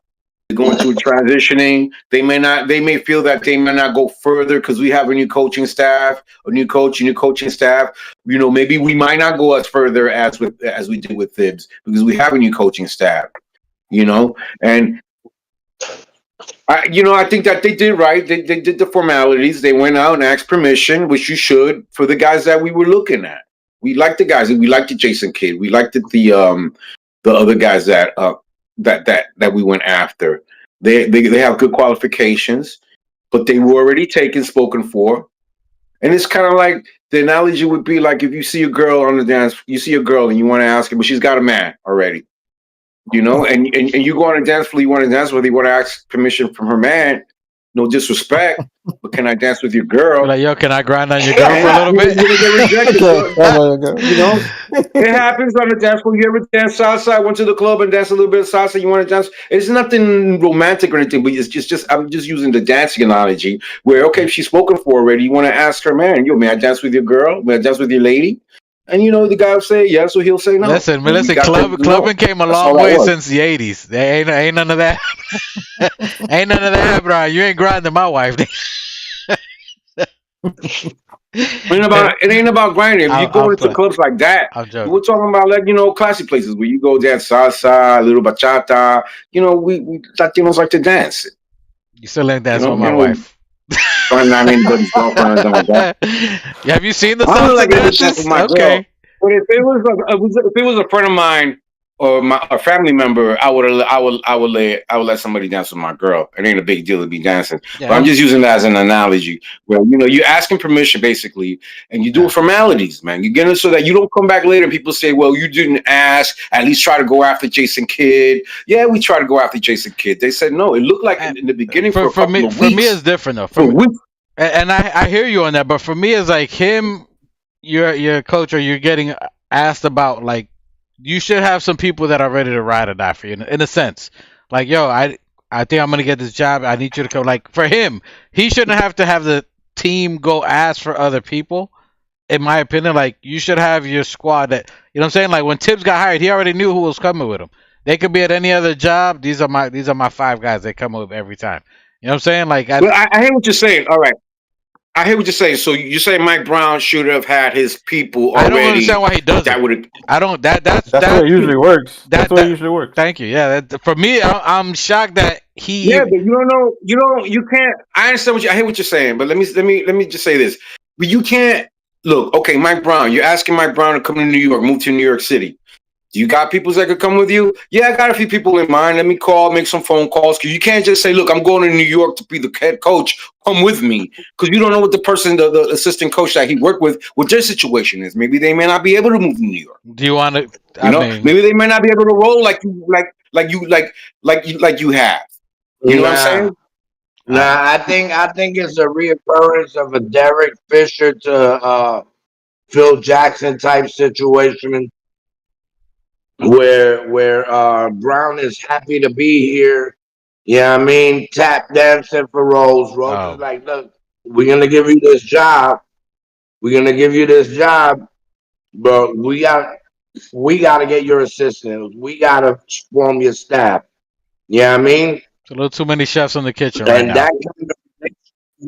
That kind of relationship, it never ends well, bro. It's like, and if you're the type of coach that you've been coaching, and you guys and everybody in Knicks universe been saying so much great things about him, how come nobody wants to follow him to the greatest city with a team that's armed, ready for a championship? Why? I don't think it's that simple. I don't think it's just that simple for anybody to just drop what they're doing to come on. I don't think it's that snowballing people, or I don't know what the case is, bro. I don't think it's that simple for everybody to just drop what they're doing to come run to New York City. I don't think that everybody. I'm trying to remember when coaches with Thibs' first year. Did he bring everybody that he was coaching with before? Bro, a lot of the guys we were reaching out were in Utah, fucking Minnesota, all these fucking country ass. We talking about New York City, the motherfucking Mecca, my nigga. This is an opportunity of everybody's lifetime. Everybody should drop their balls, they everything, and come jump at the fucking opportunity. That would be nice. That would be nice, but that's not reality. Well, that's not reality. A lot of people don't want to live in New York. There are a lot of people who don't want to live in New York City. Listen, bro. it's if you're I get you. We can say who lives where. Nobody wants to live in Charlotte. A lot of people don't want to win a championship. We right there from a championship. Who doesn't want to be a champion? You're talking about careers in a city that has not brung it in 50 years. Who doesn't want to be a part of that? It's careers. Not everybody gives a shit about the Knicks, bro. But not everybody gives a shit about the fucking Knicks like we do, bro. It's the people are not gonna drop what they're fucking doing to come move to New York. It ain't like that, bro. You gotta find people who are like thinking about it. Coaches, coaches too. Players. There's people who do not want to come to New York City because it's New York City. They don't want that. They don't want the criticism, the media. The fans. We're talking about coaches, bro. We're talking about coaches. We're talking about coaches that you could keep teaching. You could keep coaching in New Orleans. What? Hold up, like what assistant coach have you seen after a game saying something like they don't even get on TV, bro? What pressure?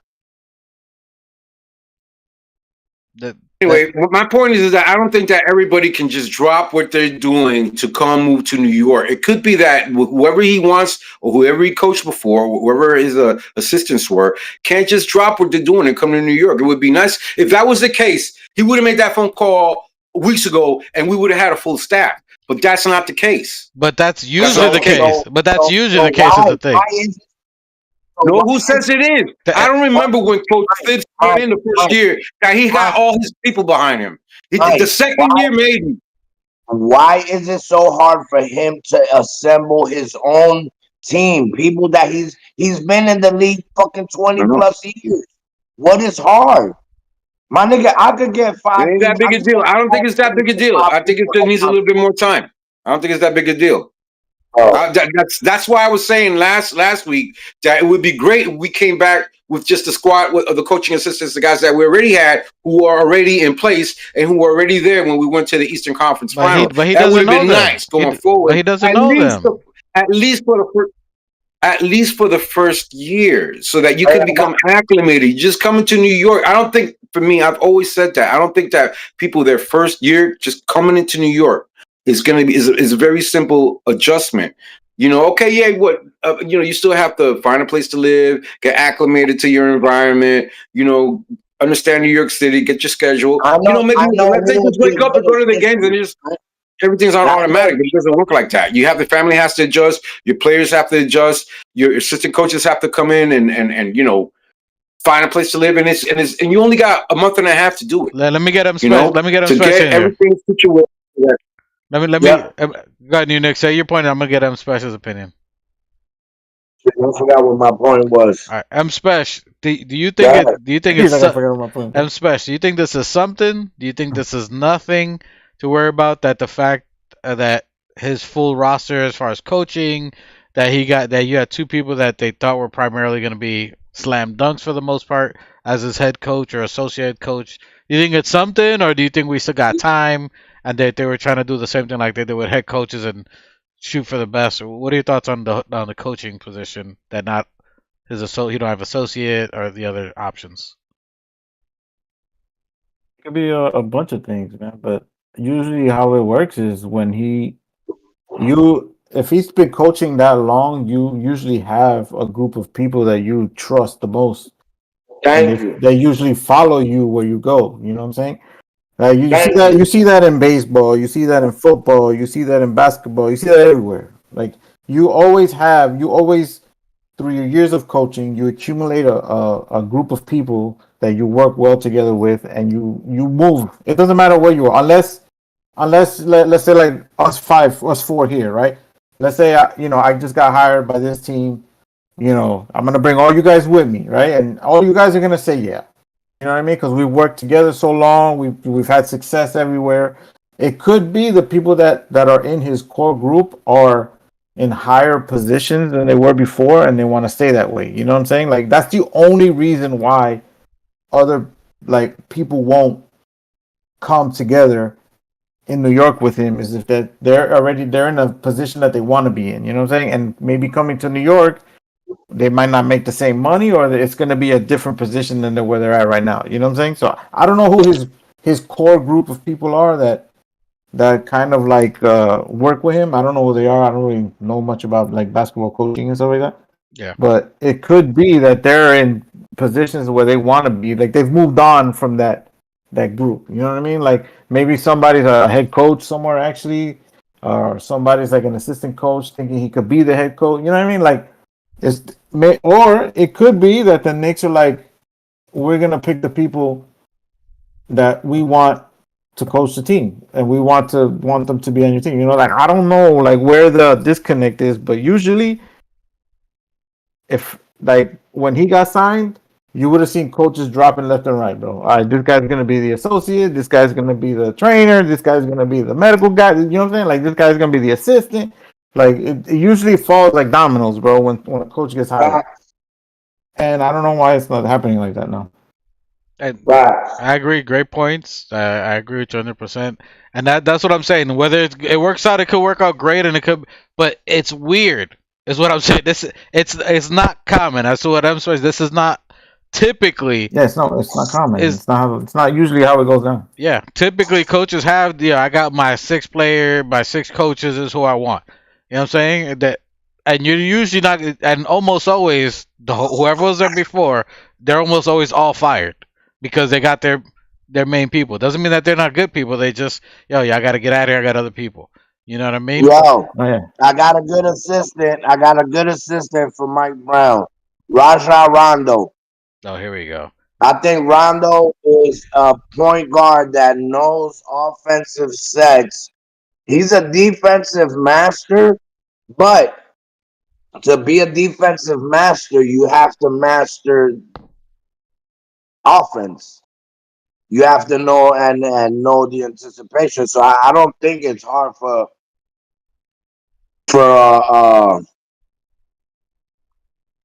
what's homie's name? I forgot his name. Brown. Brown. No, the other guy I just mentioned. Rondo. Yeah, but let me ask you something. Let me. When was the last? When was the last? Who was the last NBA team Rondo coached? Never. No, that's what I'm He's never saying. coached. If he comes in with Mike Brown as an assistant to see the visuals of a point guard, he could guide Jalen Brunson. Hold on, let me read the chat real quick. Has Salute. Rondo ever been an assistant coach or a coach in the NBA? He's never coached. He's never coached. Well, Period. nigga, it's better than I'll pass. It's better. Hold on. Salute to King Ribby. He said Nori, which he was talking about when we were talking about assistant coaches. Salute to Wolf Perry, the Wolf Perry. Hey, I think this is your first time to Wolf. Salute to you, full brim. Salute to you. The Wolf Perry, first time in the chat. Hopefully you're liking and subscribing. Wolf Perry says he specifically said he's working with Leon to make these moves, so it's a process. And I get it. But the fact that you should, as a coach, I know even if you're working with Leon, Leon he's an agent. He's working as a president. As a coach, there's certain things that different. Like Leon Rose knows salaries. He knows players. It's different thing from head coaching. You got him because of his experience, because he won 4 championships, even as they were as an assistant, because of his pedigree, because of the teams he's been, because of his experience. So you got him because you trust his knowledge. So you should be able to trust him and who he's going to pick for the most part. And I'm not saying it could work out great. It could work out great. But the fact that the 2 people that we went after were offensive coaches, that they were renowned because of their offense. Borrego, and then you got Pablo Prigioni. That is what I'm saying. That's a little, I'm not saying concerning, but it ponders my mind. Because if we're supposed to be an offensive team away from what Thibodeau was doing, who was a defensive-minded person, and this guy had the team running, and this is supposed to be a new-look offense coming into the season, now we don't have that person right before a training camp or a system that we're going to be running, even though I know Mike Brown likes running the Princeton offense.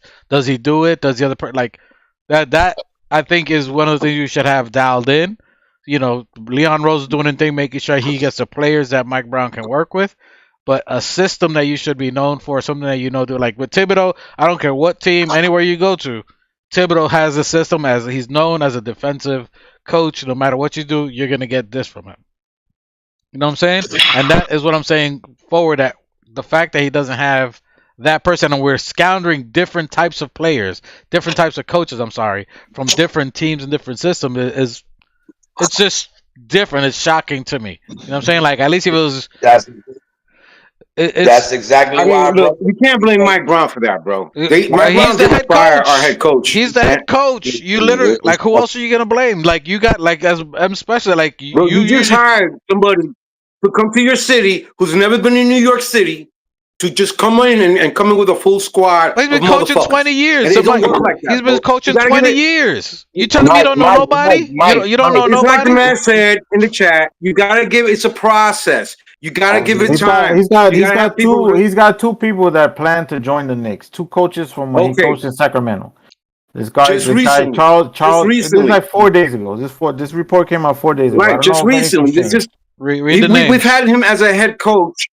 We've had him as a head coach for almost over a month, right? And just 4 days ago, he's able to bring in people that he's worked with. So, like the gentleman said on the chat, it's a process. People can't just pick up from where they are and leave to come to New York City. Bro, you Isn't I don't think it's that simple. I don't think that Coach Phibbs, when his first year, had his full assistant. Too much on it, bro. I don't think that he had his Bro, full squad that he wanted to work with sports, when he was a bro. coach. These people are used to. let him special. Let him special. These people are used to. These people are used to uprooting where they're living from, bro, and leaving at the drop of a dime. That's the career that they chose. That's how they work. You know what I'm saying? Like, Mike, but it ain't happening. And if that's the case, then why don't we have a full coaching staff? Let me ask you a question. That's the question.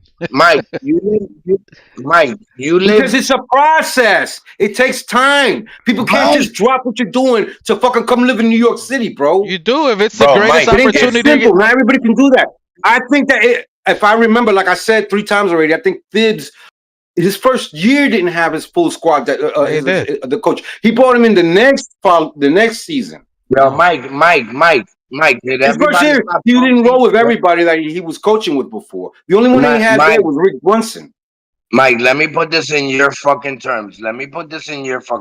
Right? Your fucking union calls you and tell you, yo, there's a fucking project in Miami that's gonna fucking take a year. I need you there in 3 fucking weeks. We're gonna give you a double the salary raise.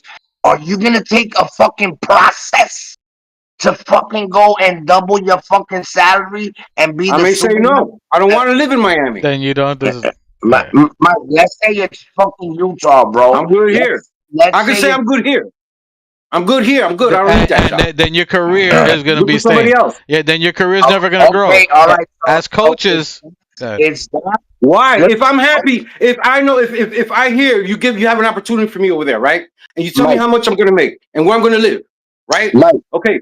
I could decide. I could decide. Okay, this is a good move. I could move forward with this, or maybe it could be that I'm doing the same thing over here. I don't want to go over there. Coaching. I'm already good here. Mike, check this out. You're going. Let's say, all right. Let's go to North Carolina. The company is moving. The whole union's moving to North Carolina. We're gonna give you a company truck. There's no more work here in Washington D.C. There's no more work. That's different. There's no work in Washington D.C. I'm gonna go where there's work. That's a stupid analogy, bro. Right, listen. That's like, of course I'm gonna go. If there's no work here, I'm gonna go where there's work. Hold on. All right, but don't you need a process? Don't you need a process? Your family, your dogs. And your fence, don't you gotta process that? Hold on. Well, your family may not want to move there. Hold on, Machete. When it comes to coaching in the NBA, especially in the league, it's opportunities. Yeah. Opportunities do not come all the time. The opportunities are very rare and very scarce for you to grow in this industry. Nick Van Exel has been an assistant coach almost 12 to 15 years. You could look at how many assistant coaches, and then to be able to be an assistant coach in an organization that's very close to winning a championship and one of the most prestigious organizations in the NBA. Not saying it's for everybody, but it's a possibility to shine, and that you're skipping levels at this for them. So you're telling me there's not a coach in Dallas or whatever, maybe not Dallas, but any other Utah. There's no coaches that are really good, and apparently not in Dallas. Okay, but I'm just saying, as an opportunity, that's what's supposed to be. Anyone else should be. Apparently not in New Orleans. Apparently not in North Carolina. Ain't nobody and that's why wants to come here. You'll see that. Why, if it's so great, if it's so enticing, like you make it sound, why didn't Jason Kidd come then? You're talking about head coaches. You're talking about head coaches. I'm talking about associates and different coaches, because the head coaches are different. Even the associate coach. Okay, then why didn't Pablo Piergioni didn't want to come? That is because the question. His family, he wasn't able to uplift it. I don't think because his reasoning was that he wasn't able. His family didn't want to come and move. He didn't want to move his family. That was his reason. I don't want to move my family to New York. Maybe I'd rather be here. So there's reasons. So it's a process to find someone who can maybe I'm saying maybe he hacked somebody. Maybe he hacked somebody, and they're like, maybe not. Maybe I'm not able to do it this season, maybe next season, because it could be lots of reasons. It could be that maybe they're not able to do it. Maybe they don't want to do it. I'm saying that it's just a process, like the guy said, and it takes time. You're not going to right away find it, because if that was the case, you would have found them already. You don't have that. Well, I understand what you're saying. That you're a coach in the league where every assistant coach, if you're an assistant coach, you're going to follow your lead, your head coach. You have your skeleton crew, is what they're called, a skeleton crew. So just basically the guys that you roll and you work with. It doesn't. If that was the case for everyone, then you be a head coach. When you hire the head coach, then you should be able to hire his whole squad once you already hired a head coach. It doesn't work like that. People are individuals and they have families. It could be that just the guys that he wants aren't ready to come to New York right now, or they just don't want to come, or for whatever reason they're not able to come. It's just too. Or no, I understand where you're coming. They're coming to New York to a team who went to the Eastern Conference Finals, because we don't know what we're going to do next year. We may not even make it to the Eastern Conference Finals. We don't know. Mike. But what I'm saying is that you can't just pick up and leave. It's just like people can. People do it every year. You've been chasing. People don't do it every year. No, they don't. There's people who have families who don't want to leave their families every behind for 9 year. months. Mid-season, coaches get fired. Mid-season, coaches get hired after they fire another coach. Utah fired Mike Malone a week before the we're talking about playoffs. something else. And they got coaches. You're saying that people don't want to come to New York. If that was the case, you have New York City. You have the Knicks. You have a team that went to the Eastern Conference Finals and should go to the finals. Then you should, by all fucking means, come to New York City, bro. All right, but what hasn't happened? Maybe the case is that everybody sees Mike Brown as a bird, and they don't want to come fucking rock with him. Maybe that might be the case. It could be. You could be right. That might be the case. We could be right. We don't know. You could be right. I mean, bro, if you've been in the league that long and you can't go to the basketball court and and call niggas to run a 5-on-5, nigga. If you've been in the league this long, and that's like calling a nigga to come run 5s, bro.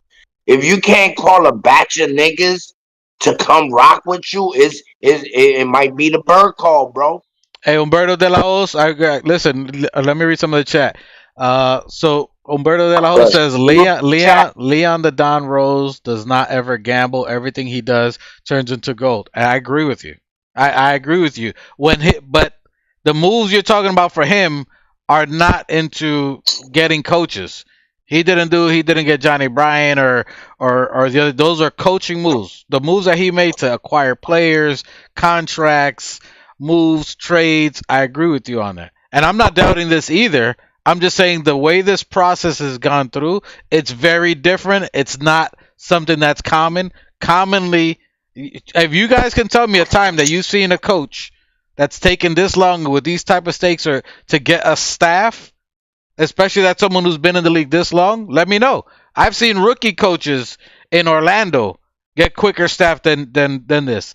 And I'm not saying there's a problem. It's just the fact that you got this much stakes, you got this level of talent, you got this level of an organization. You're in a win now that being an assistant coach would project your history, so you could be a head coach after this if you're a Knicks assistant coach. You guys want everything now. It doesn't work that way. It literally works that way. It literally works that way. This is every year, twice a year, mid-season. No, it doesn't, bro. It happens every year. Who becomes a head coach brings all his crew with him. Every year. You tell me who does every that? year. Every coach. Every coach. It happens every year. Every coach. I think it takes time. It takes longer than you guys think.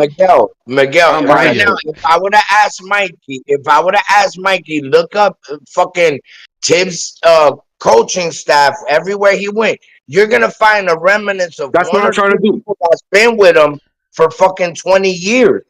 Typically, you're gonna find a remnant. I'll tell you right now, Machete, as you look, typically, and this I'll say 80% of the time, just to give you the 20% cushion. 80% of the time, anytime a coach gets hired to the team, 80% of the time they already have an associate head coach, meaning the nigga they run it with, my A1 from day one. They usually have an associate head coach, and either an offensive or a defensive coach. Usually it's the three. The dudes who's gonna train with the players and help them, that throw them the basketball when they're shooting. You can get that anywhere. The dudes that whatever system you got, your offense, your defense, whoever, there's usually two other dudes that's coming with you, and it's usually the main important guys. Typically, 80% of the time. I'm not saying that he can get it and what they're trying to do is different. Maybe we're trying to do something different. I'm just saying it's a little iffy that we haven't gotten it this far, especially someone with his caliber. So you're worried about that 20%? Has a right hand man that knows how they think. Tibbs had Rick Brunson.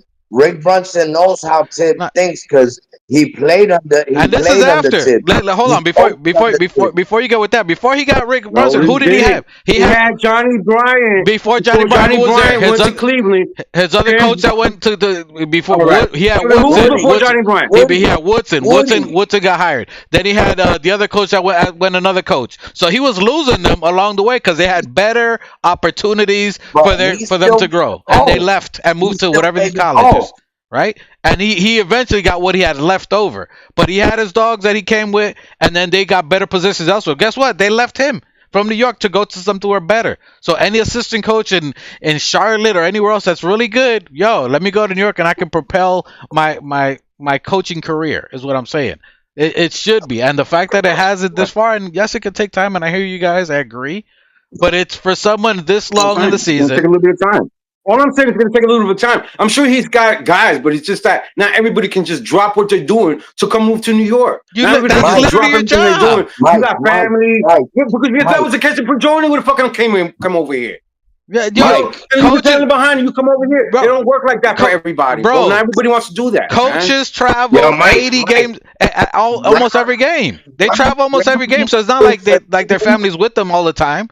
You can stay in Minnesota. I got to get this career opportunity. I'm gonna be back half the games or fly, whatever it is. It's an opportunity when it's time to grow. You got to take the risk sometimes, bro. Especially in coaching, or are you gonna stay an assistant coach like Nick Van Exel, who's just dying to get, or anybody else? I just don't think that is that. I just think that it takes a little bit of time to build your squad, to build your team. I understand you're supposed to have a skeleton crew that rolls with you wherever you get hired, but I don't think that it works like that. That's a standard. Not everybody's gonna be like, okay, that's a standard. I don't believe that shit. I don't believe that. If anybody disagrees that's not a standard, let me know. It happens in football. It happens in baseball. It happens every year, twice a year. When a coach gets fired, guess what? Bro. Let me ask you something. So every season you pay attention to the coach and the coaching squad. I study everything. I'm a junkie for sports. Okay, you study everything. So you've studied every team's coaching squad. Yes. Every year. Yes. You see them all come back with the same coach and the coaching squad. The top three for sure. Three for sure. I guess that's where you got your 80%. That's why I guess that's where you got your 80%. That's how I believe that. You don't even have to drop what they're doing. You don't even have somewhere because they have a boss that has you have a head coach with a position for the New York Knicks. Not everybody's gonna, maybe not this year. There could be some guys that be like, yo, maybe not this year. Maybe I can't accommodate you right now. Maybe later on. But right now, short notices, in such a short notice, when you just got announced as a head coach a month ago, for me to drop what I'm doing now for the next month and a half, and leave my fucking family in New York. What are you doing in the off season? You're not doing anything. You're literally on summer vacation. There's no. What are they doing right now in the off season? They're not doing anything. They're literally on summer vacation. Be like, hey, you want to get promoted? Come over here. What are they doing right now with their family other than tanning? It's not a summer vacation. If you have to fucking move somewhere and you have to carry your family, move all your shit across the fucking nation to go situate yourself somewhere. They pay people to do it. It ain't really a vacation. He's not carrying his couch. Mike, that's a part. Bro, that's a part of the moving is not a vacation. If you have to fucking pack your shit and move and buy a house and find somewhere to live and fucking bring your kids and put them in school while you got a month and a half before after, and then everybody has to get adjusted and fucking move everything they have, the kids and everything, the family, start school over again. Let him special. Mike, let me tell you something. Mike, when you signed up for the military, guess what you took? All the conditions that came with the fucking That's different. They gotta send your ass to Allegheny. We're talking about signing for the military. We're talking about basketball. It's part of the job. That's different. Let him special. Part of the job, man. Let him special go. Hold on, you Nick. Let him special. Mike, you gotta understand, bro. That's a part of their job. That's how these people make their livelihood, bro. If they have to move to a different city, they do it. They don't care. They're not worried about. They're not gonna. Why hasn't his squad? Why hasn't his skeleton crew done what you say? Well, That's I the think question. I'm reading. I mean, no, listen. I'm reading articles here as you guys are arguing. I'm reading articles. You know what I'm saying? Like he has 3 names already that he's been trying to get But them to what come in. positions? What positions are And they? these What do these they guys do? these guys don't have Hold on, hold on. jobs right now, so it's easier for them to join the staff, right? And we're talking about did I lose my place? We're talking about What do they They do? don't have jobs. It's What? easier to move. So then why hasn't it happened? Oh, relax. Like, he's answering it to you. That. well, I mean What, this thing was posted 4 days ago, bro. okay. And what Right. positions? And we Charles Allen and Ricardo. I can't say his last name, Fios or whatever the fuck, Fois. Yeah, Fios. Mm-hmm. All right, they both worked under him in Sacramento. All right, Allen is a video coordinator, and then the other guy, Ricardo, is player development. Is there an associate or offensive coach there? Can I ask you something? Can I ask you something? Yeah. So wait a minute. So we lost. We got rid of 3 coaches, right? We got rid of the nephew. We got rid of the Japanese assistant coach. I can't remember his name. Yashimoto. Yeah, we lost all of them. We lost 4. Yashimoto. And we got rid of we got 3 or 4 guys that they let go so that he could bring in 3, right? Because he had 3 coaches that he had worked with before that he signed on. Am I correct? Those ones are you talking about? We got rid of the 3 coaches that we had. We let go of the system. Got rid of the Japanese coach, and so then we replaced them with 3. He got 3 guys more. Mm-hmm. He got 3 guys to replace the ones that we let go just recently, right? Yeah. No. But not in important positions, Miguel. That's what we're talking about. A video coordinator. Look, you can look at you get the film ready for me so I can give it to the guys and tell them what I want them to see. The other dude, you pass the basketball to the other dudes when they're shooting shots. My nigga, those are secretaries. We're not talking He about. got 3 secretaries. Big fucking deal. That's what we're talking about. You talking so about? So then, what specifically? It could be the coaches that he wants already signed with NBA teams, so you have to ask those teams for permission to talk to these people. I get that. You know what I mean? They're not in a situation where they can just drop what they're doing. But I'm just trying to tell Mike that his logic on somebody uprooting with their family and moving, that shit happens every day in sports when you're a coach, bro. That's a part of the job. That's what the wife signed up for, dog. And if she don't want to come, you know what? She can stay in Minnesota. I'm gonna get me a penthouse in New York, and I'm gonna coach in the. Then why hasn't anybody? If that's the case, then why hasn't anybody dropped what they're doing to come to New York City? That is the question. And we're not talking about this. That's the question. I'm trying to figure out, bro. Bro. Because it ain't easy. It ain't that easy like you guys say. That's why. It's a process. It ain't that simple for motherfuckers to decide to come to New York. Mike, the NBA plays superstar players, right? They could be changed in an instant. You think they got time to fucking console with their fucking families if their team trade them to fucking Dallas, LA, or whatever? It comes with the fucking game. Hey, are you coming with me over here? Or listen, if your family isn't with you while you getting the bread, fuck it, leave them behind, my nigga. It's especially for coaches. Nice. Especially for coaches, like you could go coach in the G League, you could go coach in college, you could go coach in Europe. I'm not worried. In the end, I'm not worried about the assistant coaches, bro. I ain't worried about that shit, dude. Listen. We got our players. We basically got our coach, and the majority of the assistant coaches seat filled. I mean, we're not at the beginning of the season yet.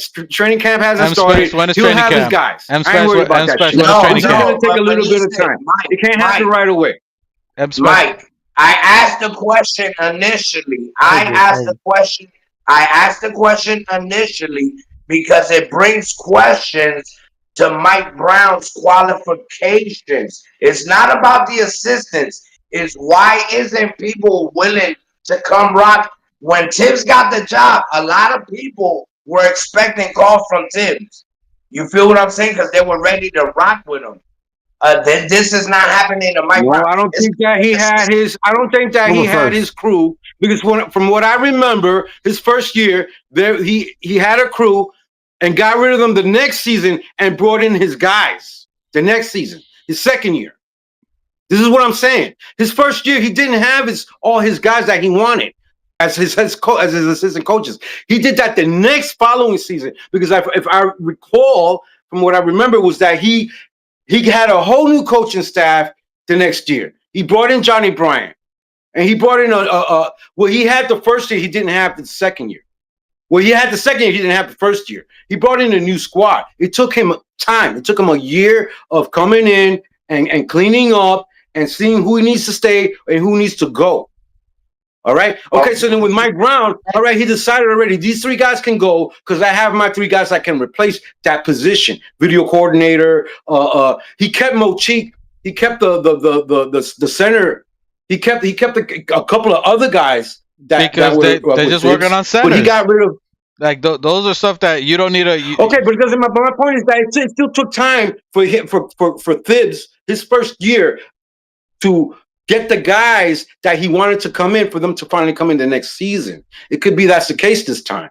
We've been asking around for permission for guys to come to New York, and they've all turned us down. They've all turned us down for whatever reason. Maybe for whatever reason, they've all turned us down. And that is all into the questioning. This is a stain on Leon Rose. This is a stain on Leon Rose. I don't think so. I think that it's just going to take a little bit of time. We're good, man. We got a squad. It's just going to take that is the question. That's la cuestión, like we like to say in Dominican. That is the big question. Is who are his who's going to have on his coaching staff coming up, because it doesn't seem like he has a full coaching staff right now. And I'm just saying it's going to take a little bit of time. Not everybody can just drop what they're doing. I hear you. Now let me say that. So the premise of me even bringing that up, I'm looking at this. The only premise, the reason I bring that up is just as we've been critical for years. Everybody on Thibodeau, they were overly critical if he farts in the wrong direction, everything. And he was someone that has a plan from the beginning to the end. Whether you like his plan or you didn't like his plan, he had a plan from what practice was going to be, what preseason was going to be, how he was going to evaluate his player the first 25 games. And I'm not saying that Mike Brown any different or comparison, but typically that's how coaches do. You got training camp that's maybe 30 days away, and that you don't have your full contingency of coaching or even who you would want to do, whether you're keeping Tibbs player or not, to at least announce that for now until you get someone later on, like how Tibbs did. I'm just saying, is it really concerning? Maybe, maybe not. You got a team that you just got rid of Tibbs, you got rid of the whole playing style of someone, of what they were already used to doing, and you're hiring a new coach who should have some type of system that you're gonna. You hired him because, I got this guy because, yes, he's experienced, and yes, he won 4 rings even as an assistant coach. There's something about this guy, not just because he's won it before. Does he have a system or something that I believe in, that what he does is going to make my team greater and be able to surpass the coach that I just got rid of? You know what I'm saying? And that is what I'm saying. Like, you just got rid of someone who for 4 years made you a winner. And I'm not comparing. Yes, I know Tibbs had his flaws. I'm not doing it because I like Tibbs and I don't like Mike Brown. But the fact that you make this move to just be like, let's see what else we can piece together and be in the time frame is just a little bit concerning. But at the end of the day, you're not coming to 100% clarity that at the end of the day, this is still a stain on Leon Rose. Letting go of Tibbs a year too early is going to be the same fucking effect of letting Mark Jackson go a year too early. Like, and then like at least when Golden State let go of fucking of Mark Jackson, they had a immediate solution. You know what I mean? But in this case, like letting go of Tibbs and not bringing in Jason Kidd or whoever the next person might have been, it just doesn't look well, bro. It doesn't sit well with me. It doesn't look well. Everybody rejecting us doesn't look or feel well. It's just too much, bro. It's too much. And it's not even that it takes. I think that the reality of being a Knicks fan. Is just starting out. Look, we're Knicks fans. We're Knicks fans that live outside New York. We don't all live in New York City. From my experience, living in DC, for example, there are not a whole lot of Knicks fans out here. Like, like there are in New York. So What? we're gonna get criticism, and we're gonna get. That's why, and that's why I have my friend Donnie, who's from DC, who can kind of shake me out of my fantasy, my Nick fantasy, my Nick world, and bring me back down to reality. Not everybody's a Knicks fan, bro. Not everybody's a New Yorker and wants to come and live in New York and be a Knicks fan. It'd be great. My question to you is that if that's the case, if each time a head coach is moved, he brings his squad with him, his skeleton crew with him, then did Mike Brown have the same squad in Sacramento that he did when he played for the previous team before he went over to Sacramento? Was it the same coach's squad? Yeah. So then you're telling me Thibs had the same coach? If that's the case, then he had the same coaching squad that he had in Minnesota, that he had in Chicago. Even is that what you're telling me? Even if that wasn't the case, not for every time. Which again, remember, he had Woodson and he had other coaches that left because they got better position. Because guess where they were? New York and with Tibbs, and you're in a better team. They look at you different. You could get hired. But even if that wasn't the case, Tibbs had a system. All right, so if you hire Mike Brown, you're hiring for whatever system that you're going to be able to go. And it just looks weird that you're in a win-now situation. You fire this coach because you think this person is going to be able to take you to the finals, win championship, and then you don't got buddies that are going to get you to make that system work to take you to the finals a month before you're ready to go into training camp. It's just weird to me. I'm not saying it's perfect. I'm not saying anything else, but the fact that you're in a win-now situation, that he's in a situation where it doesn't happen. This is not common. That's what I'm trying to tell you. It's not that it happens. It doesn't happen. It doesn't, especially in a situation that we're in now. Common than you think. But I think it's more common than you think. Show me a team. Show me a team that has happened. Can you name one time that this has happened with a team? I can't because I don't study every coach. Then that's I don't what I'm study telling every you. coach and every coach's skeleton crew. But that's what I'm telling you. Let's go. It's not common. And again, I'm not making. You know for certain that every assistant, every head coach has a squad following him everywhere he goes. M-Spesh? I don't believe that shit. M-Spesh, can you comment? I believe that every coach has every assistant coach. I would say most of them. Hold on. The time that it really doesn't happen is when maybe 80-20. We're just worried about that 20%. Miguel, let him answer. Go ahead. I mean, from what I've seen, usually it doesn't happen if like one of my core people is actually a head coach now. You know what I'm saying? Like that's when they don't come. But anything else, yeah, bro. They usually follow the core, bro. They all because they know each other, they're familiar with each other, and the team does better when your coaching staff knows what they're doing, bro. Then they know each other. You know what I'm saying? To be honest, also with what M-Spesh said, to be honest with M-Spesh, this is the first time that I've even heard of an organization asking to interview an assistant coach. I've never heard of that. Assistant coaches just leave. Now I'm out. Like I've never heard in all the years that I've been in the NBA that I can recall that they've asked about interviewing an assistant coach. For a head coach job, I understand that point. But for an assistant or an associate position, I've never heard of that. Never ever heard of that.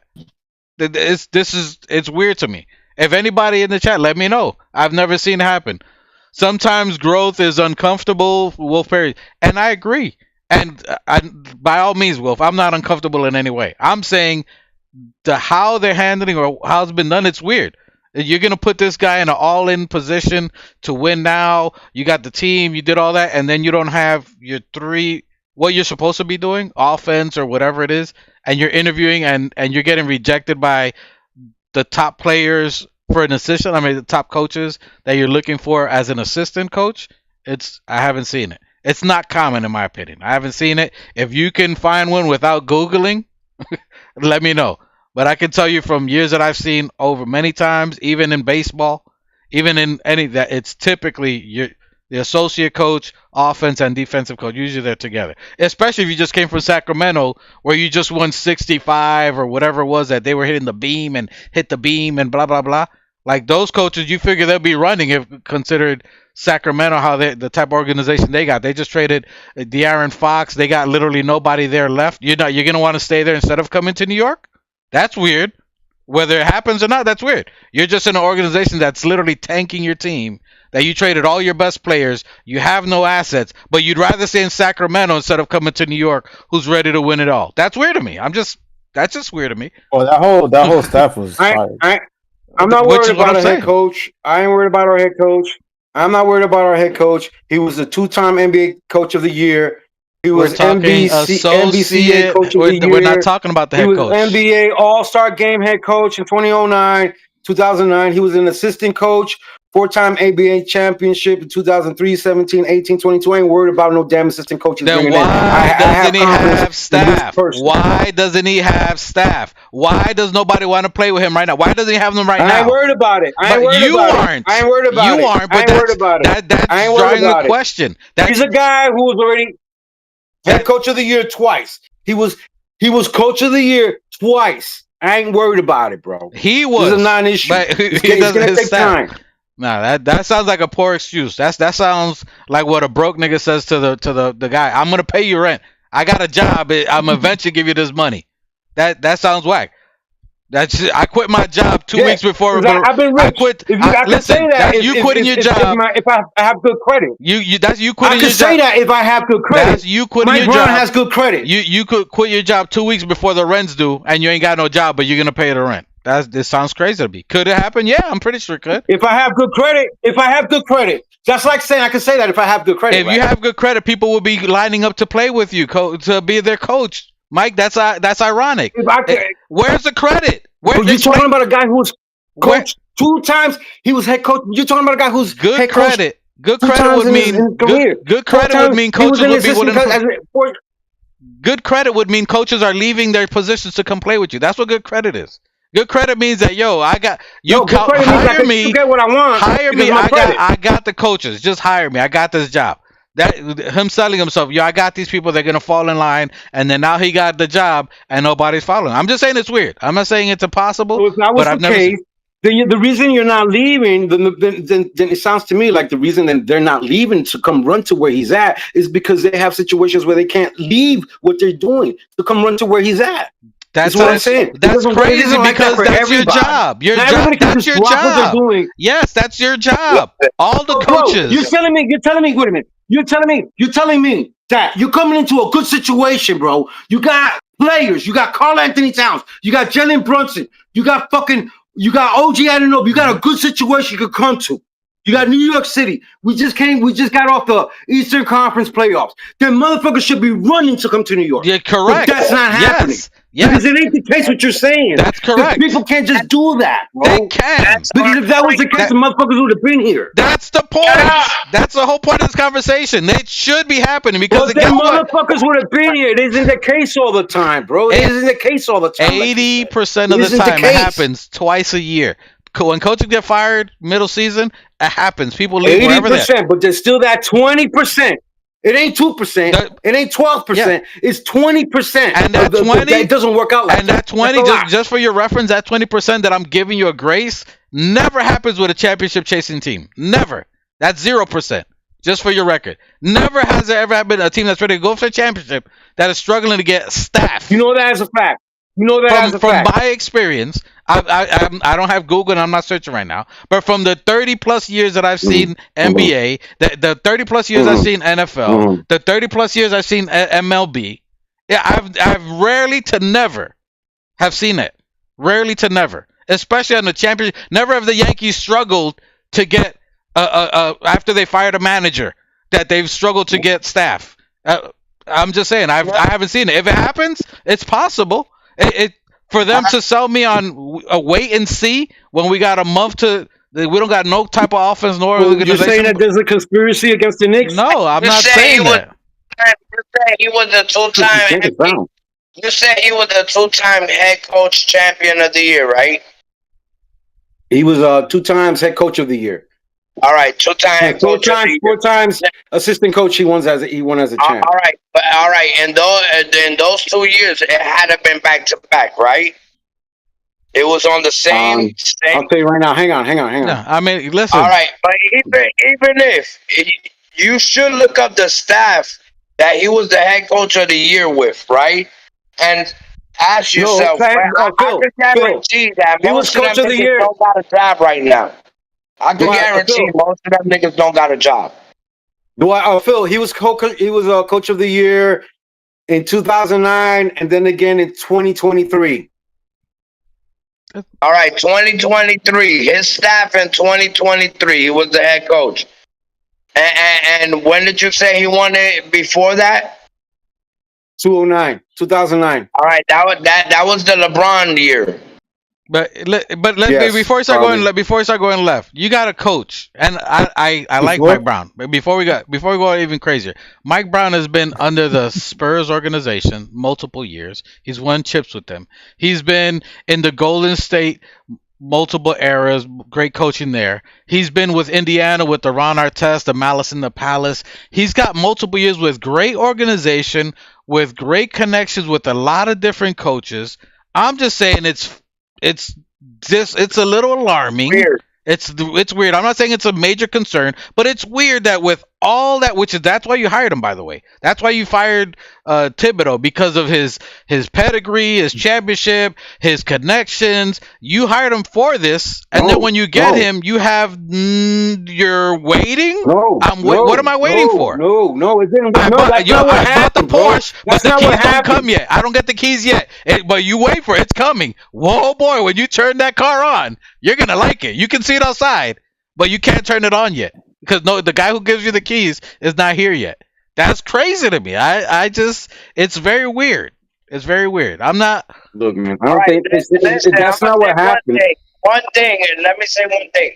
I haven't heard this topic in any other pod, so that's why it's You're welcome. like nobody's really questioning why the fuck we're getting rejected, bro. And I really think it's because he is Fizdale 2.0. He might have gotten Coach of the Year, but I think a lot of that is due to players that he has. It was like the year he won it with LeBron. I mean, it's not going to be that hard to win shit when you got great players and great staff, and you're coming in number one in Sacramento. I'm not saying that he had nothing to do with it, but at the end of the day, when you got good talent only needs so much. Like right now, the Knicks don't really need a coach. We just need a little bit of guidance. We got enough experience and enough star players here to run this shit on autopilot. I agree with you. I agree with you, which is why I'm not too worried about him having his assistants coaches, because it's exactly what you said. No, all right, but Mike, I'm not worried about it either. And Mike Brown, like I say, he's a question in the air to me. That's like bringing in fucking Spoelstra, or you feel what I'm saying? It has to have remnants. At the end of the day, it still don't matter. We're gonna do what we're gonna do because we're gonna get it done.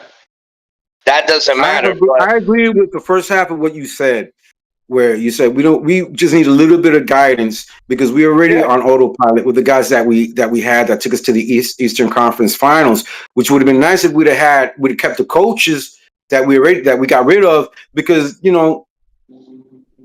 helped us along. I would love to bring everybody back. Bring back Shamrock. That's the last guy is Laundry Shamrock that we need. That I would love to bring back. Because I want to go back. But it's like you said. But it's like you said, man. It's just that that this first year, okay, he should have his squad, his skeleton crew. But for whatever reason, he doesn't have all his skeleton crew with him. That's a problem. I would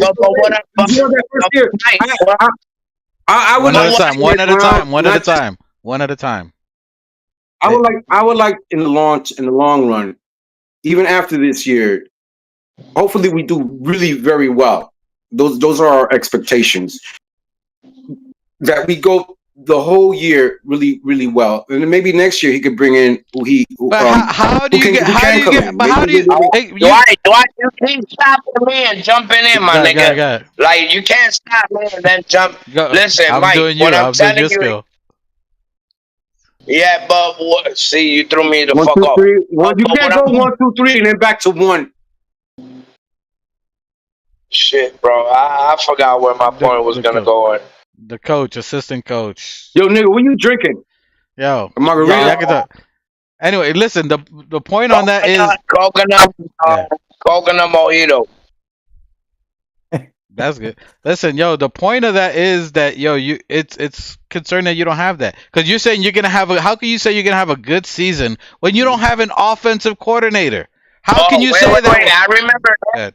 Hey, I remember what I was gonna say. Sorry, I remember what I was gonna say.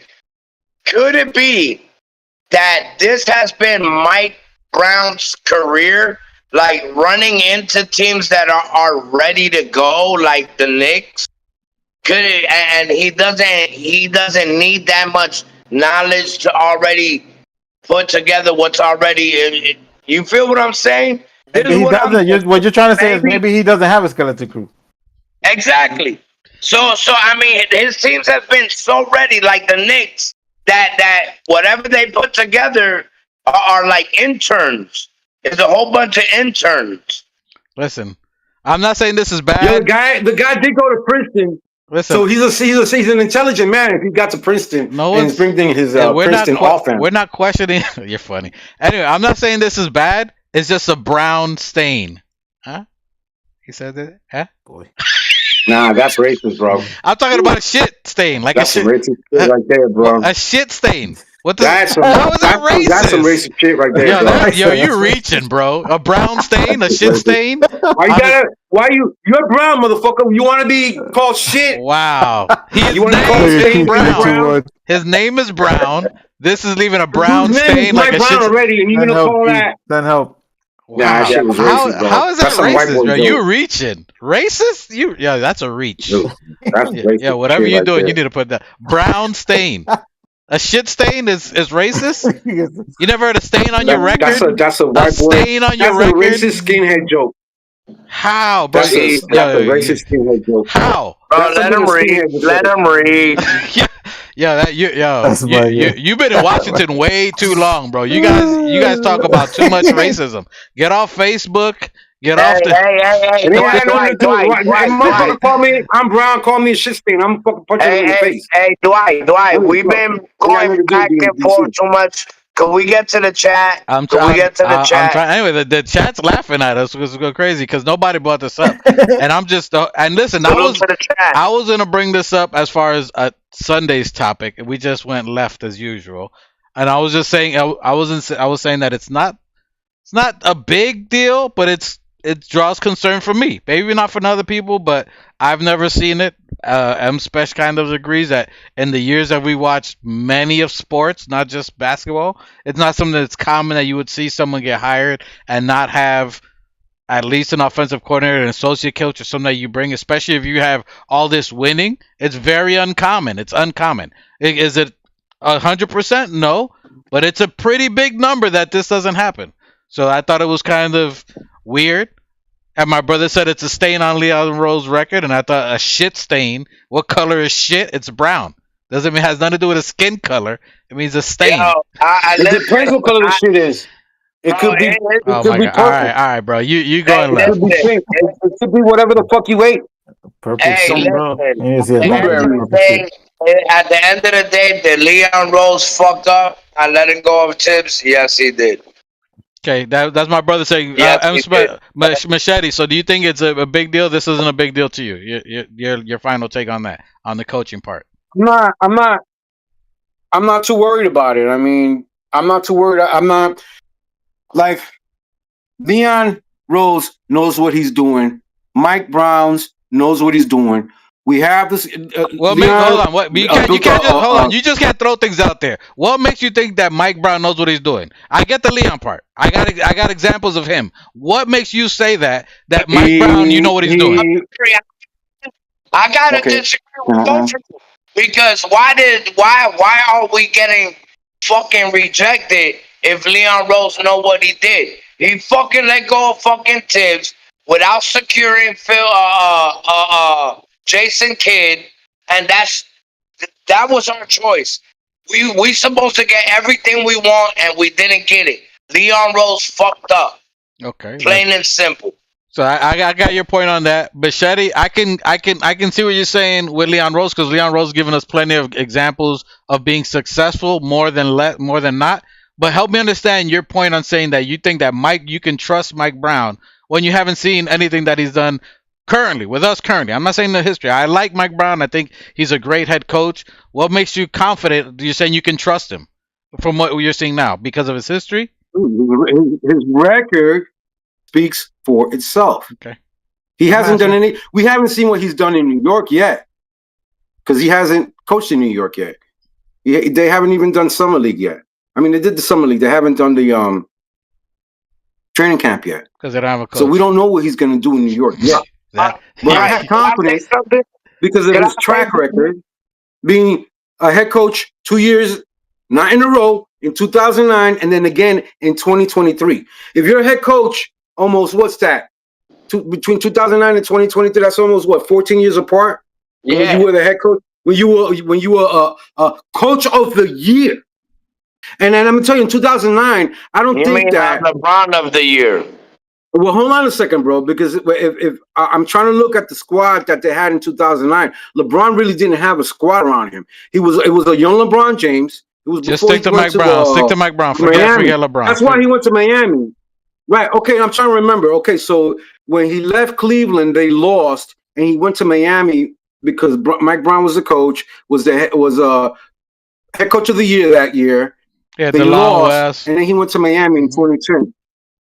They really didn't have what kind of a squad they only had LeBron James. They had Anderson Varejao, they had Delonte West. Keep going. I know the squad, but carry on. But carry on. He didn't have that. Let me ask you a question. If Mike Brown gets 59 wins next year, did Mike Brown do that? No. The Knicks already been on this trajectory. He didn't win shit. That's the plan. Hopefully what you're saying is the plan. It's the same shit as Mark Jackson leaving and fucking this nigga coming in and taking Mark Jackson laid that shit down. It wasn't Steve Kerr. Right. So then my question to you, Mike, when Mark Jackson left and Steve Kerr took over, they had the same coaching staff that was Mark Jackson, or did Steve Kerr bring in his coaching staff? It don't matter. You know Mark Jackson, hold up, Mike, you're confusing it. Mark Jackson was the one that told Curry and Thompson, hey, fire all cylinders. It wasn't Curry that came in and unleashed Curry and Clay. And Mark Jackson already did that. That's like Mark Jackson coming in didn't win here. the championship that year. Mike coming in here and saying that, he made Jalen Brunson into a clutch player. No, he just won that last year. That is the same shit. Rick Brunson made Jalen Brunson a clutch player.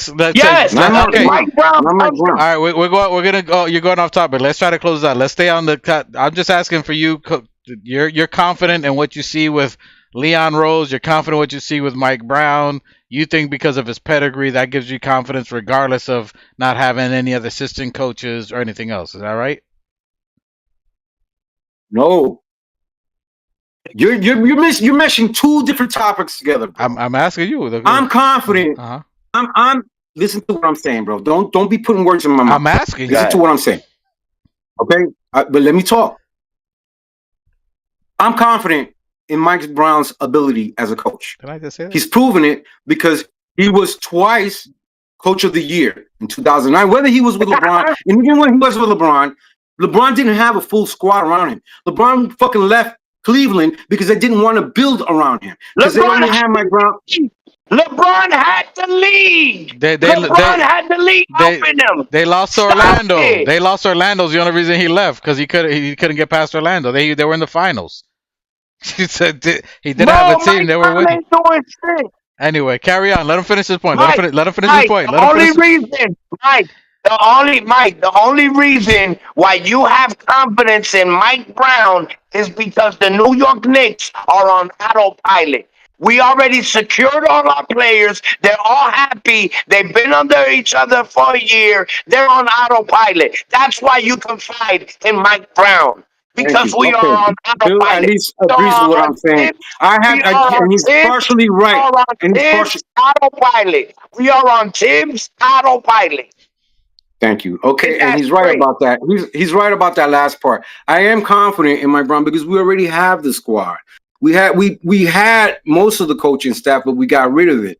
We got rid of them because he has to bring in his coaching staff, guys that he can trust and go forward with that know his plan. I agree with you guys as far as that. What I'm saying is that it isn't just happening. It can't happen right away because for some people, people can't just stop what they're doing, whatever they're doing, to come to New York and coach with Mike Brown, even though they have a great opportunity going on right here. Because if that was the case, if they could just drop what they were doing to come run to the opportunity that there is in New York right now with the Knicks, then it would have happened already. But it hasn't happened because it's a process. It could be people may not be ready this year. It could be that. This is not Philly. Stop with the process statement. This is just my opinion. I don't give a shit what he says. This is just my opinion. I'm telling you that I have confidence with Mike Brown, and I think that he has a good track record. He'll get his coaching staff eventually. This is a non-issue because, like he said, I'm confident in our squad that we already had, that already took us to the Eastern Conference without Mike Brown, and that we will go forward with we'll go even further now with a guy who's going to at least listen to the front office when they're giving him advice. Like, maybe you need to make this kind of adjustment. Maybe you need to play these players, which Coach Figs wasn't doing, which is why we got rid of him, because he refused to listen to anybody. If he would have listened to someone earlier in the year, he would have still been here, but we had to get rid of him. He wasn't talking to Leon Rose. So they were, at the end of the year, Coach Figs took him to as far as he was going to take him. As far as the team was going to physically be able to go because of him, because he wasn't making adjustments. He wasn't utilizing the players like Mikalbridges called him out on. All right. So now we got a coach who hopefully will listen to the players, will listen to the front office. Hopefully. And we don't need his skeleton crew right now. We got enough, like Phil said. We got enough with our squad. We got half the coaching staff that we had last year, and some of the guys that he wants to come in with. It ain't all the guys that he wants to come in with, but it's some of the guys that he wants to come in. Give him his first year with them. All right, because if it was the case that he could come in with all his guys, then they would have all been here with him to roll with him. Oh, the Knicks, we fucking Eastern Conference play. We Eastern Conference championship. We got the squad. We got Cat. We got Jalen Brunson, the most clutch player. They would have been here, but they're not here. So we're gonna roll with what we got, and I have confidence. I have confidence in our coach, in our players. I'm trying to get a bite. This coach's new nickname. This coach's new nickname is Big Chief Happy Feet. Cause that's all he's gonna do. He's gonna chat back. What you want me to do, Leon Rose? We'll do that. All right, let me get to M-Special. Thank you, Machete, for you. While you guys are arguing or having a adult conversation, I did some background checking on Mike Brown's coaching staffs, and I don't see too many common people in it. So I don't think he has like a skeleton crew. I don't think he has like a group of people that he coaches with, that he trusts like that. Now you're looking when Mikey, do you know why? Mikey, do you know why? Because he's been you're saying that he doesn't have a skeleton crew. He's been handling all his teams. He does not. He don't have no skill. All his skill is getting teams that are ready to go. Mike, like, we ready. That's the only fucking Mike Brown qualification. He had LeBron James and won his fucking little shit. He done had teams that were ready to go, my nigga. He don't got no skill set. We don't need a coach. That's what my coach skill is. I'm out. Very quick. Okay. M-Special, your opinion on the coaching, your thoughts on that while you're going into that. It's concerning for you. What are your final takes pretty much on this coaching? I mean, the only concern I have is, will the team pick up the offense in time, you know? Are we going to have like a rough start because he doesn't have his people in place? I mean, the training camp is what, like 30 days. Less than a month? Less than 30 days. 30 days away, bro? Less than that. Like Let him finish. we have to see who finally brings in, like who can implement his offense. How many practices they have? I'm sure they're gonna like practice like crazy because it's a new coach, new offense, or whatever. But who we'll the see, bro. offense? That's the part That's the of problem. We don't have anything. Right. Listen. What I gotta say to Mikey, right? What I gotta say is that, bro, Jalen Brunson's not dumb. All of the players that we have are not dumb. They got high IQs. Jalen Brunson knows and hears the ripple of him being the fucking bouncing ball of he bounces it, State Farm ass nigga. He's heard it. You know what I mean? He knows he has a red jacket. So he knows he has to take that jacket off, put his Knicks jersey back on, and play like the fucking Brunson we need him to be. He needs to rely on his players first, and then he could be Captain Clutch, fucking Clutch Player of the Year, and kill it in the fourth. But we don't need Jalen Brunson in the first. We don't need Jalen Brunson in the second. We don't need Jalen Brunson in the third. We need Jalen Brunson in the fourth quarter situations only. Okay. The first quarter could go to OG. The second quarter could go to Bridges. And you're right. What? You're right. You're absolutely. But that's what I'm saying. He doesn't have an offensive coordinator. That's the whole point of all this I'm talking about. He doesn't have someone to draw these. If this is a person you hired because that is what he does different than Mike Brown, and you don't have this yet. Right. Stop. Him and Josh Hart played in Team USA. Team USA had a coach of this nigga from Golden State, Steve Kerr. They had three elite coaches in that USA team. And their first shit was the hot potato rule. No player should hold the ball for longer than 3 seconds. But you're talking about everyone in the team is great. Everyone in that team is great. That's different than what you have now. Yes. No, but right. They run simple shit. They don't do complicated things. Yeah, what? Nostalgic, who is it? Nostalgic, who is it? Nostalgic, who is it? Hey. What, Dwight? Well, you gotta say what Nostalgic said. You can't just say who is it. What he said, Brown just signed his offensive coordinator. This white guy. That's not telling you. I think you're talking about the Italian guy. He's not an offensive guy. M. Special's right. But put his name in there.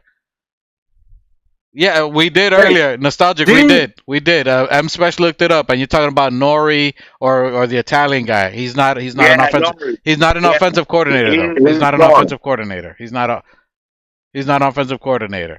And all that's the whole point of what I'm saying. Play development guy? Yeah, the one you were reading earlier.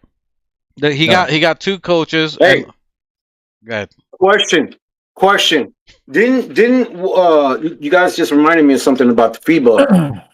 Didn't Mike coach the African team and beat the snot out of the American team? Yeah. Whoa. All the superstars. Mm-hmm. Huh? So what I'm saying is that look, I'm gonna be offended you motherfuckers talking about my coach. He's our coach now. He's the Knicks coach. He's the Knicks coach right now. And you're either in or you fucking out. We're our coach in our squad. Hold on a second. Let me finish talking. All right? This is a guy. He's a brilliant man. He's a smart guy. He's been in the NBA a long time. When he was a coach with the Cavaliers with LeBron, yeah, he had LeBron James, but LeBron James really didn't have a squad around him. He didn't have a great squad. He didn't have what he had in Miami. All right? So of course, you're talking about 3 legends. Who had 3 legends with them? Who had 3 of the top 5 players? I'm talking about when Mike Brown was with the Cavs. He had a good squad. Everyone had a good team. It was a good team. It wasn't a great team. Mike, Let him finish. Mike Brown came into Cleveland after LeBron left Miami. No, he didn't. No, he was there before. He was there before. That was his first head coaching job. Go, Machete. Let him finish. So you don't even know what the fuck you're talking about. Go, Machete. You don't even know what the fuck you're talking about. All right. At the end of the Let him day, finish. you don't know what you're talking about. If you're talking about LeBron had the whole league behind him. They was on his coattail. They're gonna fucking move the Red Sea to make sure LeBron makes it where he needs to make it. It wasn't Mike Brown. Stop it. Okay, You LeBron James won the team. Bro, you're telling me LeBron James and Mike Brown got to where they got to because of them two? Fuck out of here. Then you go. They got far regardless. It was just Mike Brown coaching, a young Mike Brown coaching, okay, and a young LeBron James. Let me correct you. LeBron James. Let me correct you. And that they had Zydrunas Ilgauskas, wonderful center who could shoot threes. He can block. He played great defense. Zydrunas Ilgauskas. Okay, who was their center? I'm trying to remember who that was. I'm telling you, he was a Polish. I think it was Polish, if I'm not mistaken. Forgive me. He was a stretch. Was he the one with all that hair? He was bald. Was he the one with the hair? No, he was bald. That's you talking about Anderson Varejao, the Brazilian. I'm trying to remember him. So Judas Ilgauskas was a center who was a stretch five who could defend and shoot the three. He was decent. But he wasn't that great. He had Larry Hughes. He was decent. He wasn't that great. He had Larry. That's why I finished the lineup. You want to let me say? I remember that center. Okay. I liked him because I liked that center. Larry Hughes. He had Drew Gooden. He was pretty good. He had Anderson Varejao. Drew Gooden was good. He had a squad with him. He was all right. They went to the finals. They lost to the Magic. Yeah. They could have got that. That's like he did what Kevin Durant did. They went to the finals and instead of running it back the next year and try to compete, he left. They were in the finals. Mike, they lost to Orlando. You're talking about 2008, 2009. Mike Brown and that squad went to the finals. The East was trash, bro. The East was trash. In those eras, the East was trash. Look, what is the point to this, guys? The point that I'm trying to make, the whole reason for all of this, I told you, I like Mike Brown. I think Mike Brown, we went over why Mike Brown, he's good, his 4 years championship, he was the most qualified against all of them. My main thing is that I'm saying that I am surprised that it has gone either this long or that he doesn't have people already in line with 30 days to training camp. And my brother's correct that yes, and he's been here. He's been here for 30 days. He's been here for about damn near 30 days. And you have a team. Come on. You have a team. Yes, they can run on autopilot, but you got him. You got rid of Tibbs. You got him because he's supposed to develop and play young talent and develop these players with who? Who's going to coach? Who's going to train them? What's this offense that they're going to run? Who's this coach? How are they going to develop the players? These are the small things that I'm talking about before. You typically would have this at least a line, especially 30 days. Right now, he should be with his coaches. This is what I want to do. Or people who can understand. But what I'm saying is, guys, is that he's really not going into this like empty-handed. He's got some. He literally is empty-handed. I'm sorry, what? I can't hear. I understand both of you. He literally is empty-handed. That's the point. He literally is empty-handed. He doesn't have. He just booked 3 guys in. You're back to normal. Cold fucking take. Cold take. You're back to normal. So you're telling me that he has you're telling me right now that he doesn't have a fucking coaching squad. Nigga, he don't even got a cell phone with 3 contacts in it, nigga. He don't got a cell phone with 3 contacts in it. What are we talking about? He don't got 3 contacts. Yo. Cold take. He literally has no one. That's been the whole point of what we've been talking about. You don't got an empty hand. That's the whole point. I understand your take, Machetazo. Yo, Mike, thank God you don't play spades, bro.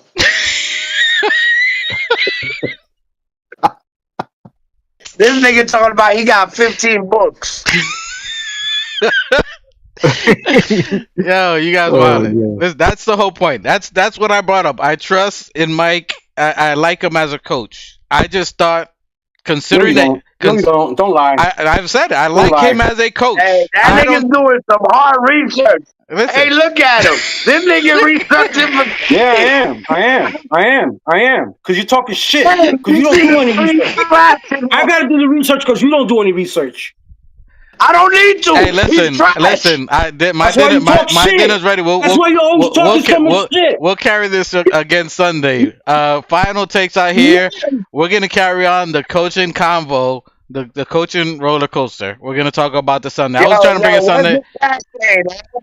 The chat. Do I have the chat? We've already gone 30 minutes past the time that we're supposed to His go. assistant coaches right now are Maurice Cheek, Listen, Andy we gotta Greer, go. We Rick gotta Brunson, go. and Darren Erman.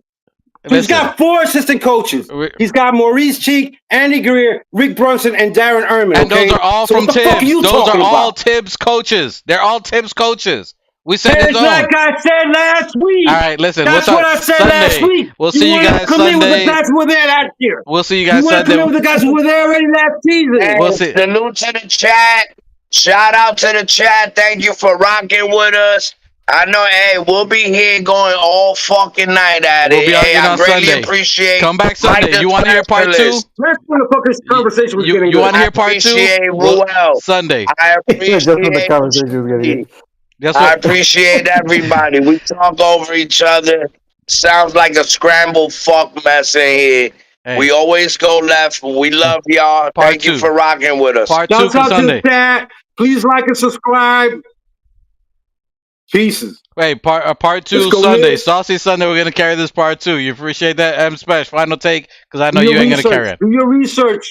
Do your research. If Do you're your not research. entertained, I don't know what is wrong with you right now.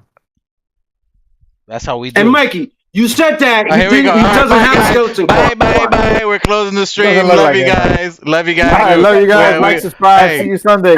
Very good conversational. Listen, we at it. We appreciate We'll carry you on. guys. And what's that? Later. Fields in the building. My God, what's good? And I salute the new Knicks. Let's get it. Shout out to the new Knicks. The new Knicks, salute my guy. The New Knicks, the organic podcast. Uh-oh. Sounds like it's about to go down in here. Going down. New York City, NYC, Borough.